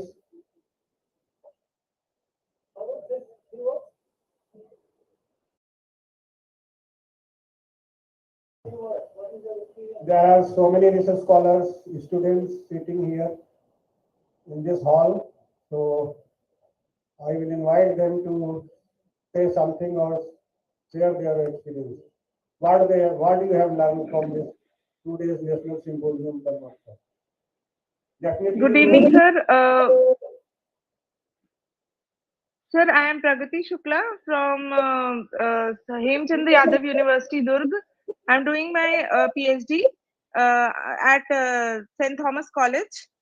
Sir, I would like to express my gratitude to the convener. It was a very wonderful conference, wonderful symposium. And sir, it was very informative. All the keynote speakers were very good, especially Dr. Tangaraj from Hyderabad. He had given a very informative and very nice talk on endogamy and disease status in India. And also the one more keynote speaker was there who stressed on the insect biodiversity. Other than that, all the presentations were also very good, and it was very nice to be a part. And I am very happy that I participated in this symposium. Thank you so much for giving me a platform. Thank you. Thank you. Anyone else?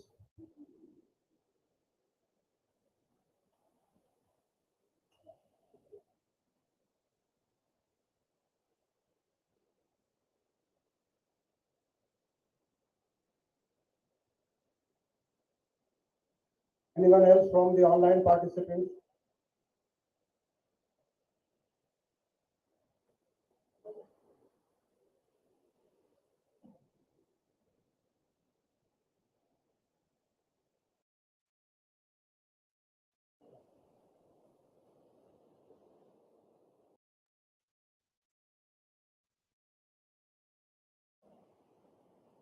Hello. Hello. Good evening, everybody. I'm Dr. S.K. Nirala, in the capacity of reporter of this particular session, session 5, I am presenting report of the session. There were total 8 presentations.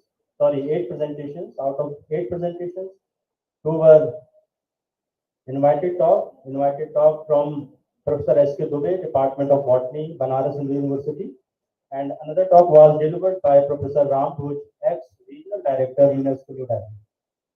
And remaining 6 presentations were general presentations presented by different research scholars from different departments of this university and from other institutions apart from this particular university. And Professor S.K. Dubey, he delivered his lecture on methanotrophic community structure.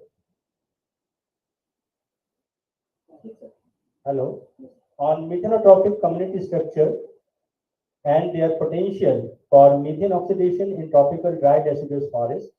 He explained that there is seasonal shift in soil microbial community and PLFA approach to show distribution pattern of microbial mass. He also considered PCR method for assessment of microbial mass and to show the availability of microbial mass in soil season-wise. According to his research, winter promotes richness of bacterial community and type 2 bacteria are very robust and dominating in deciduous forests. And another lecture, invited lecture from Professor Ram Bhuj, he particularly portrayed a good picture of comparable biodiversity and focused on UNESCO recognized biodiversity points, including Achanak Mar Biodiversity Reserve of Chhattisgarh.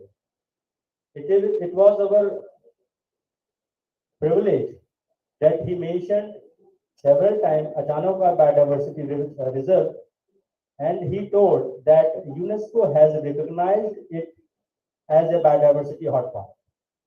Similarly, 6 other general participants, namely N. Jennifer, Ankita Dubey, Manish Kaneria, Dr.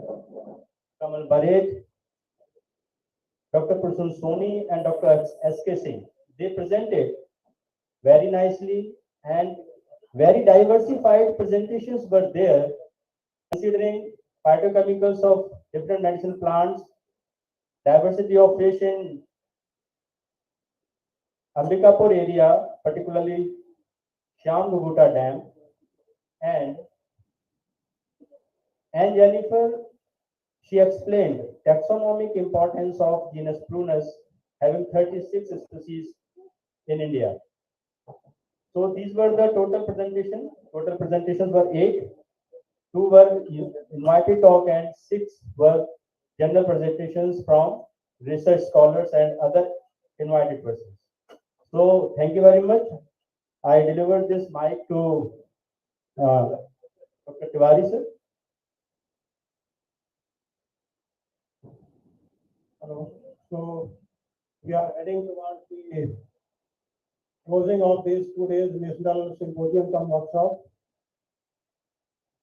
These 2 days were very hectic. Since morning to evening, we were very busy and going through the different kinds of presentation. During these 2 days, we have also learned a lot of from the various presenters. Various new terms have been created, new fields of the research have been identified. So really it was a very rich experience for us also, for all the audience. So now the distinguished guest, Professor S.K. Singh, who were the keynote speaker for these 2 days National Symposium-cum-Workshop, and Professor Uma Shankar. They are with us, and our deans from the School of different disciplines of sciences, Professor B.N. Tiwari, Professor L.V.S.K. Bhaskar. They are with us, the heads of the departments from the Faculty of Science of our university, the Faculty of Forestry, fraternity, the students from the science, the streams, research scholars, They are here with us. So at the end, I invite the convener of the today's National Symposium-cum-Workshop, Dr. S.S. Singh, to finally conclude this session. Professor Singh, sir.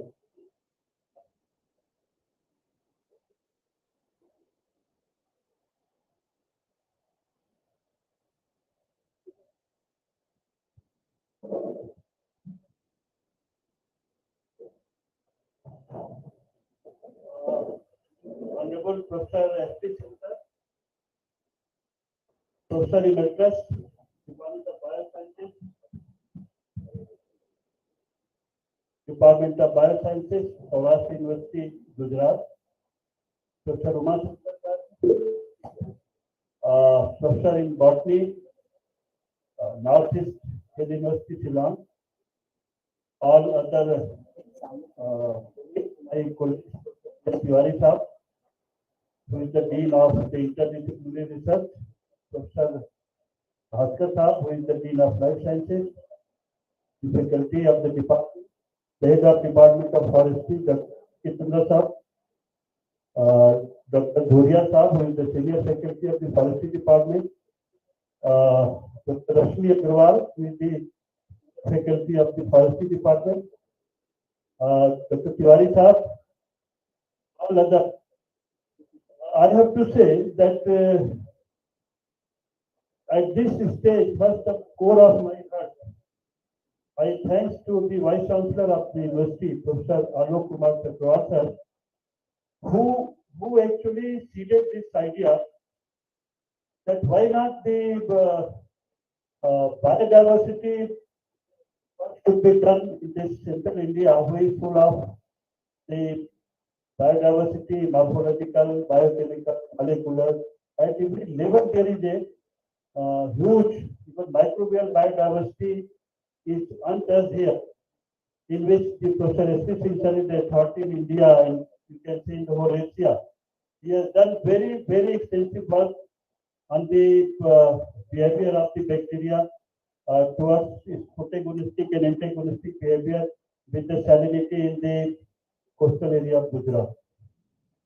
So at this time, I can say briefly that the first day during the symposium, all the participants and invited speakers very rightly made presentation. Whatever the topic they have selected, they have justified their title and work. We have learned a lot. Today in the workshop also, we had invited speakers. We had also the other presenter who made the presentation. And we have seen that we have covered a lot. The whole country area has been covered. Participants from Kashmir to Gujarat to Bengal, Maharashtra, Tamil Nadu, Uttar Pradesh, Chhattisgarh. And I'm happy to say that majority of the participants are very young research scholars, and they made very nice way presentation and the work they have done. I can say I congratulate Professor S.P. Singh sir and his team. 7 of his research scholars, maybe postdoctoral and who are doing. I congratulate you, sir, that your team is doing very right way. And many times, peer research scholars called me that I will get a chance or not to make my presentation, sir. I said, no, everyone will get a chance. So this is the spirit of the research scholars, and I give whole credit to Professor Singh who made such an important. Professor Uma Shankar sir is a authority in plants details distribution. He has done very good work in the Western Ghat, and then he shifted to Northeast. Now he has written a very nice book. You will get this book available into the Central Library, Departmental Library.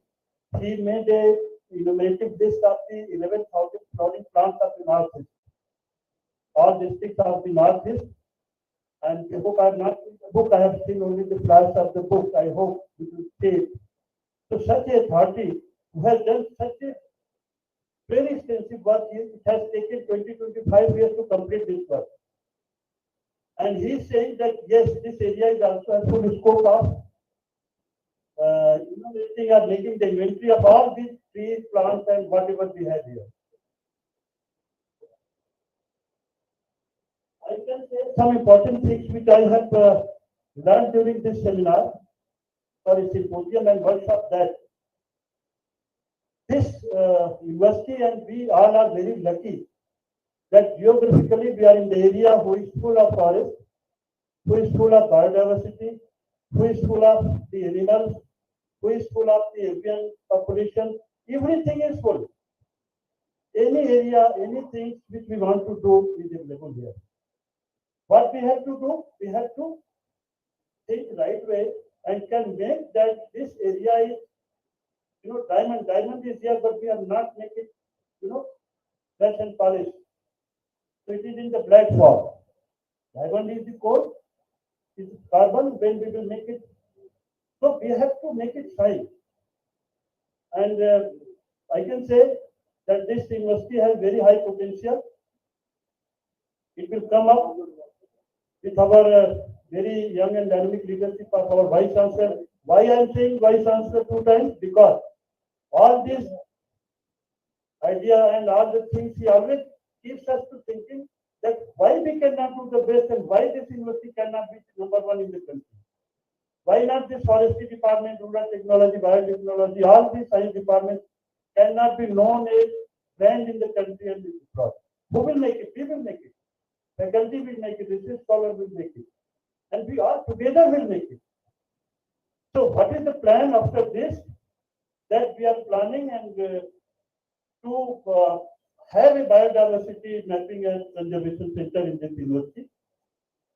This center will have a complete database of what is available in the area with all its climatic, correlations, its past climate, what we have, and this center will also make available the germ plots of the area, especially germ plots, as you know, the material who can regenerate and produce a new one.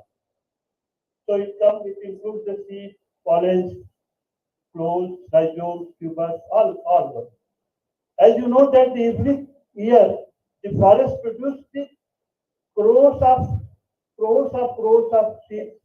Value if you go to bed millions quintal seeds. It go waste in the forest. If we have the center, we can collect the seeds of these seeds and put into the cryopreservation system and make it available for any research scholars. I can say you that in the United States of America, they are having seeds of forest of 200, 300 years back seeds they are having cryopreserved. And research scholars in the different departments, they take 100 years old tree of some tree and they make it and they see how the gene is spacing. If any gene we are putting into the cryopreservation today, after 100 years, how it will express? If their disease, disease susceptibility reduced or it becomes more higher. How it will be? Only then if we have the germ plots conserved today, so 20 years, 30 years, 40 years after, how they make it. This center will provide such a thing to available for the whole country and for the those who are interested in that. In the brief, I can say before I conclude, I can say that the panel means Professor Singh, Professor Aman Shankarji, and all others who have presented like Ram Gupta. You have seen that I can name some of the invited speakers. Ram Gupta is also having experience of the whole real forestry and the use of that. What is the concept today that if you are having a good biodiversity and good forest, it is not meant it is good. Now the forestry or forest science say how we are utilizing the biodiversity for the development, for the happiness of the human people. Suppose the country have all the things reserved, but what is the utility of that? So they are saying that use that biodiversity. How? They are saying if you are cutting a tree or thinning a tree into the forest, bring out all the branches outside, use and make the paper. What practice is now? The thinning happens after rotation when the trees get cut. Only bole came up, bring out of the forest Rest of the branches and leaves remain left into the forest. What will they decompose? They say no, bring whole tree out. Branches all by cutting it. Timber you use and rest of the part you into the some other paper industry. So utilize the maximum part of the produce for the betterment of and save the forest. Diversity have is one word, but it is the whole word. Diversity, aquatic diversity, nature diversity, forest diversity, many quite different levels. So I will not take your much time.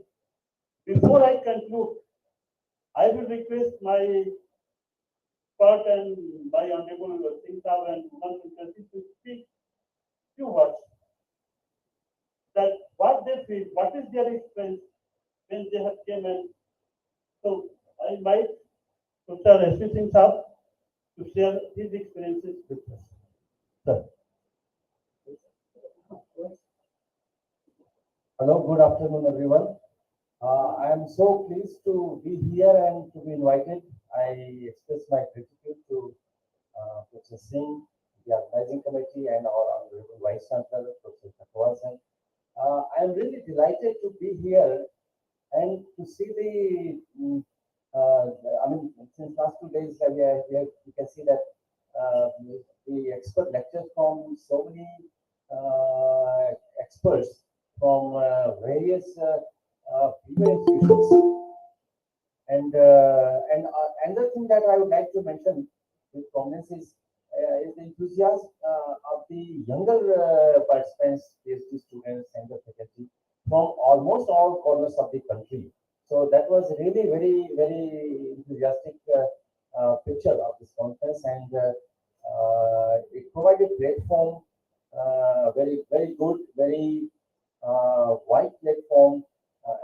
And one thing was very nice that dual mode, that people sitting every corner of the country or anywhere in the world can participate and can be part of it. So I am very happy, and I would like to congratulate the organizers, Professor Singh, for this beautiful and purposeful event in which our younger scientists and students, they participated and they presented their work. Thank you all, the organizing committee and everything. They took so nice care of us, and thank you all very much. Thank you, sir. Thank you for your nice work. I request Dr. Uma Shankarji to work for you.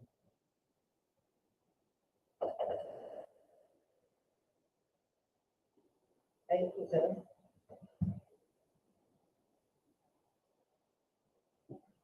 I am blessed to be here. आने के साथ साथ मैंने छत्तीसगढ़ की भूमि को प्रणाम किया। जाते जाते गुरु भाषिका जी का आशीर्वाद लीजिएगा।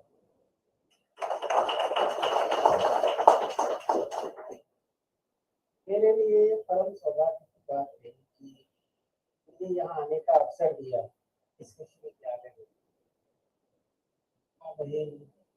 पति जी महोदय, very young, vibrant, dynamic, keeping you all on the heels all the time, right? That should continue. There is no harm that somebody is pushing us all the time to work.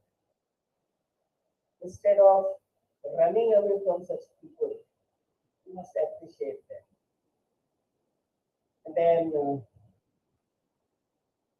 try to do whatever we can, energize ourselves and deliver something, if not all, to the expectation of the institution, the administrators, and to our own satisfaction. And that is of paramount importance. Professor Singh has been the force behind me coming here, and I am so happy that It has been like a guardian figure for me since the time I thought of coming here. I mean, his pursuance, his continuance, and his taking care of each and every small little disease, even before planning anything, till today, and I think till I reach home, that will be there. Sir, I have not seen any organizer taking so much care of a delegate. I will not call delegate myself because there is a host and there is a host. So there is a guest and there is a host. You have made me a mix of both, only host.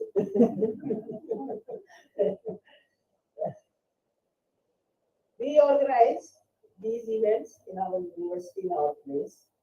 We try to deliver the, the facilities we have. We also try to take care of the guests. But this quantum of the care which you people have taken, your team has taken, is marvelous and unparalleled.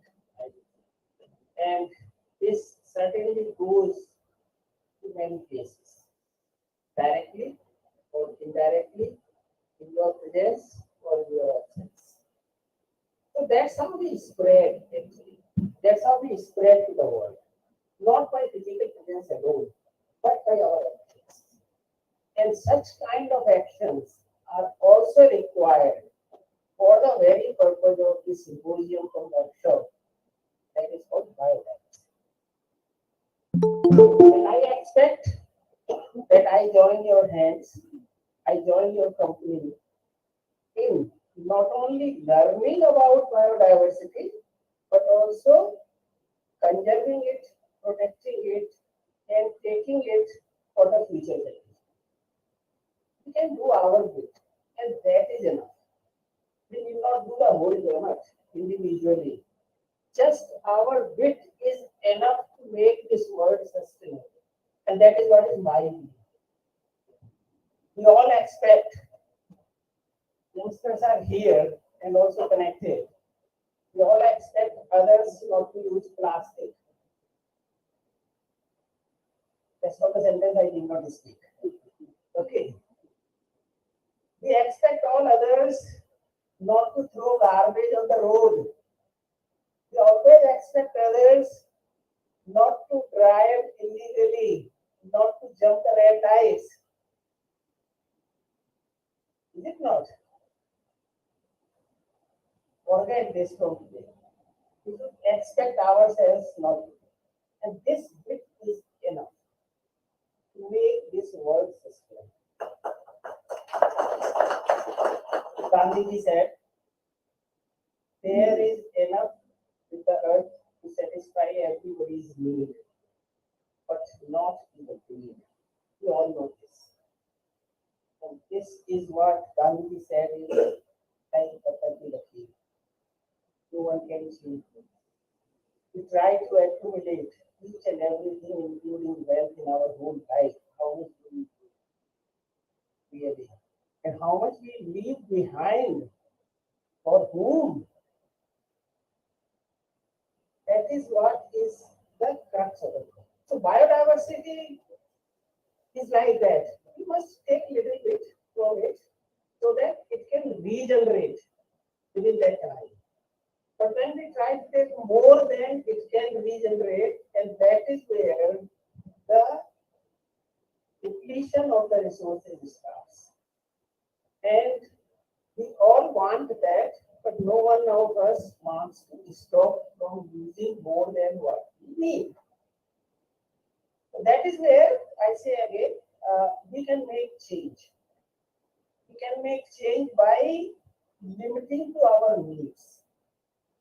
Can we do that? Let us ask a question to ourselves, not to others. Never ask question to others that don't do this. Should I do this? That should be our answer. Should I need more than what I can eat or dress well? Why should there be 15 or 20 coats in my wardrobe when 2 are enough? Right? because that also puts pressure on biodiversity resources directly or indirectly. Is it not? Oh, okay, I have money, I can buy. मेरा पैसा है, मैं कुछ भी कर सकता हूँ. Everything. आपका पड़ोसी गाड़ी धो रहा है, and he's throwing water a lot. आप जरा बोल के देखिए इसे तो भाई साहब थोड़ा पानी से बोल देंगे, टैंक खाली हो जाएगा कॉलोनी में.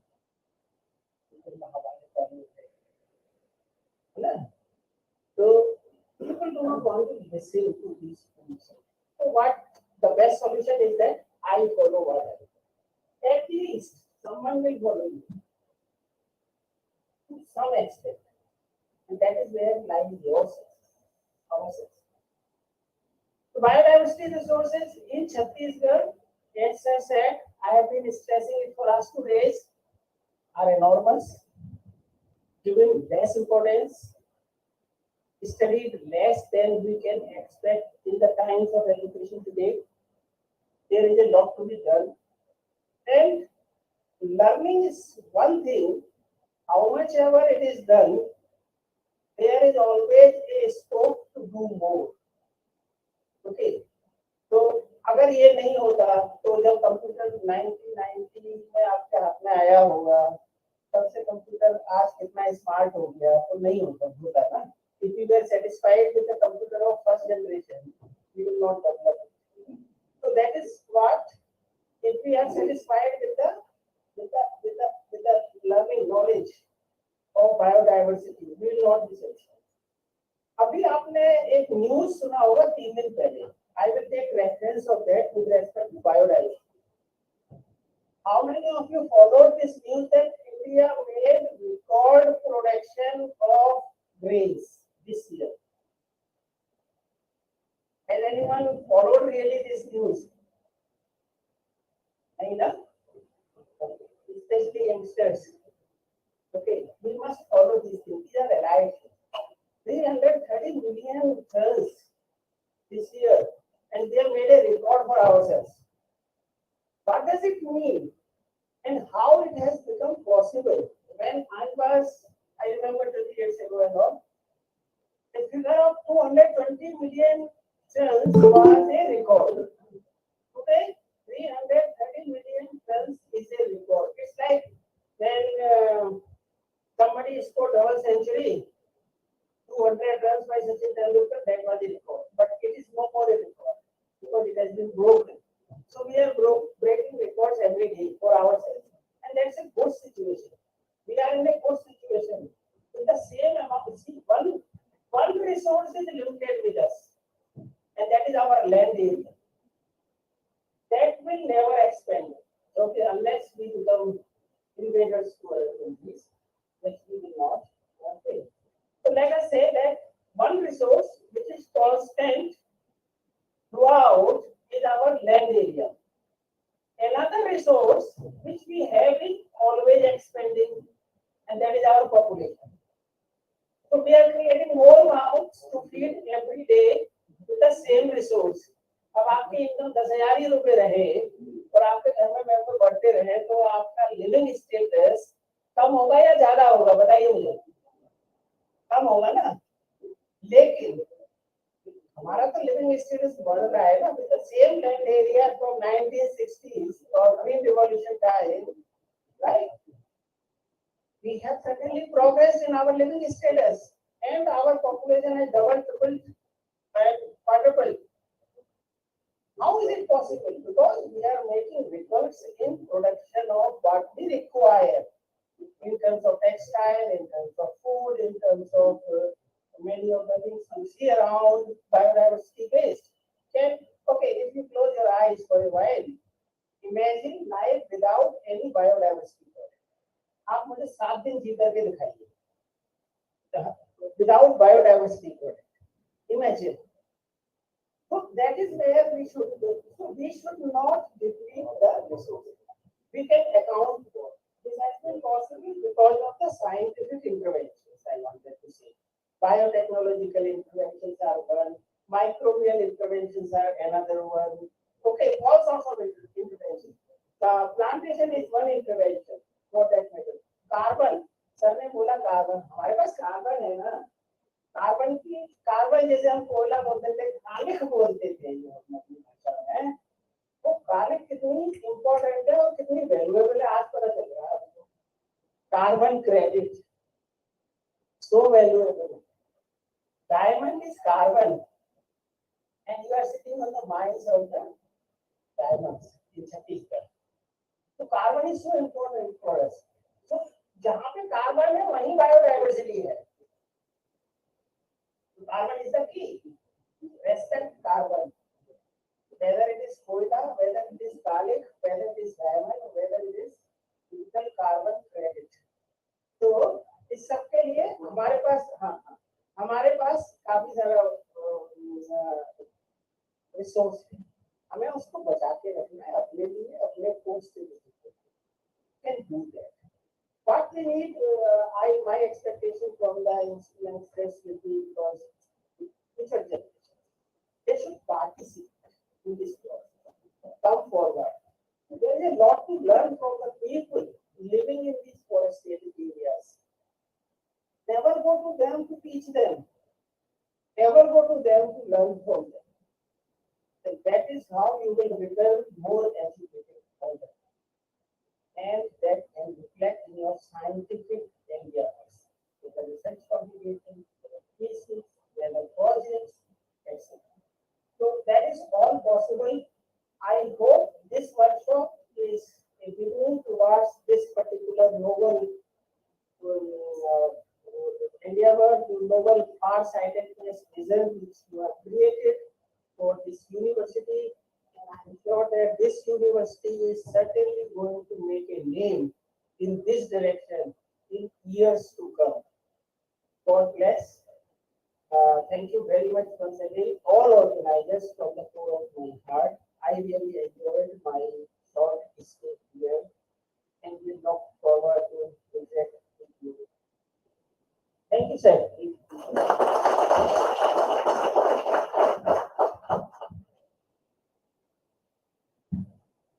Thank you, Professor Umashankarji. We are moving towards the closing of this whole today conference. Before we close, it's my feel.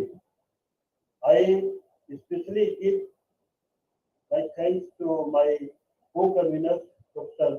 B.N. Tiwari Saab, who is here, who is the dean of the faculty. He is a very renowned professor, has very good work in the biotechnology, microbial biology. He is a person of microbiology. He came here from Patna University. He has very good academic background. He worked postdoctoral fellow in England and has a very knowledgeable person. We have our co-convener, Professor Umashankarji, is also our co-convener, so he is also guest and both. That's why he played both the roles. We have our third co-convener, Professor Bhaskar Saab, and V.S. Prasad Bhaskar, who is the head of the Department of Zoology and Dean of the Life Sciences. My organizing committee, national, here are the experts from outside and inside. Professor S.P. Singh sir was also our national committee, the national committee to give suggestions and monitor the things. It is going right way or not. And my faculty of the Department of Forestry, I also have to say about the head of Department of Botany, Dr. D.K. Patel sir, who very specifically participated and had everything. The head of Department of Rural Technology, Dr. P.R. Singh sir, Biotechnology head, Madam Renu, Dr. Renu Bhatt, and Pharmacy head, Dr. Bharti Agarwal, all life sciences people, very right way stand with us and our team. I will not say thanks, but I can say that my students and research scholars team, especially all my research scholars, those who are seniors or juniors, they are, I can say they are marvelous. I will read that. They have done a very good job. If I will take the name, I will leave the name, but I'm not taking any name. But I'm proud of you, all my research scholars. I can say God may give such research scholars to the other department also. And I hope that they are very disciplined, they are very meticulous. I don't know what they are doing, but they are doing. We are seeing that in most of the university programs, people hire these groups to monitor these all things.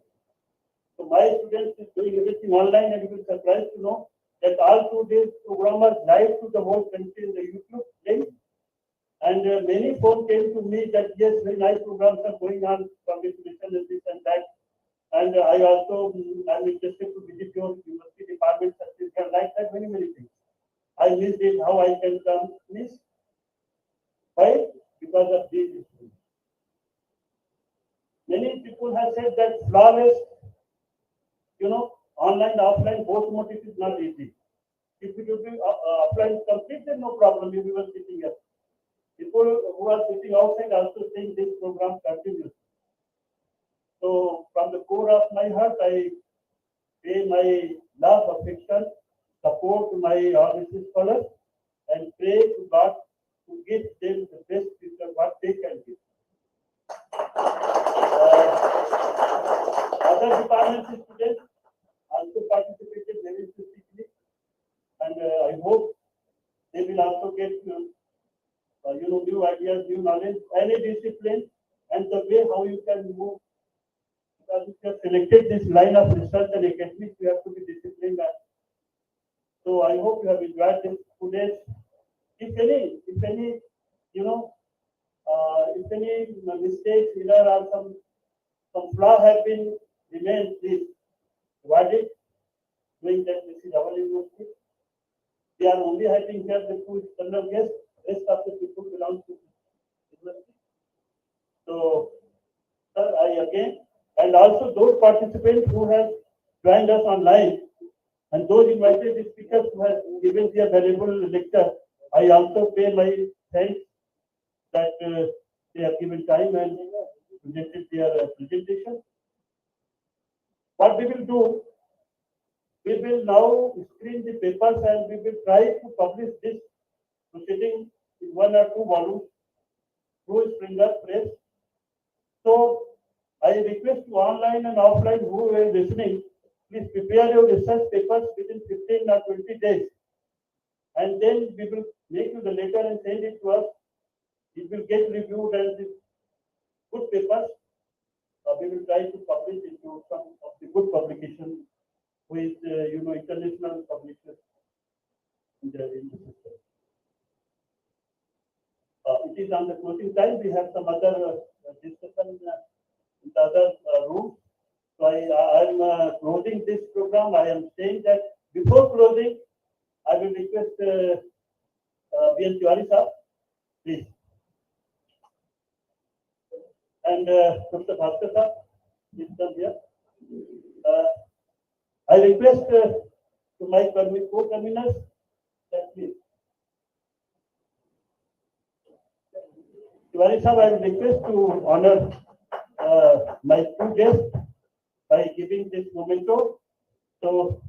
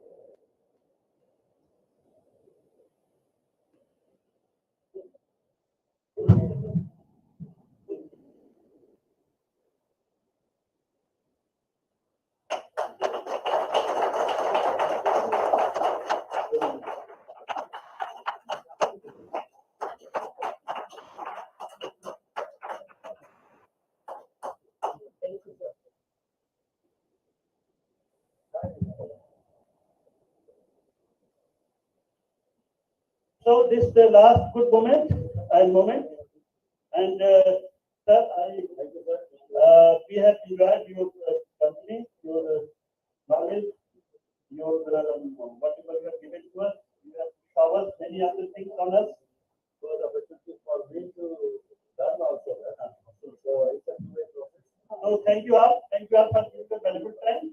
And now 2 days workshop and seminar is getting over. Thank you very much.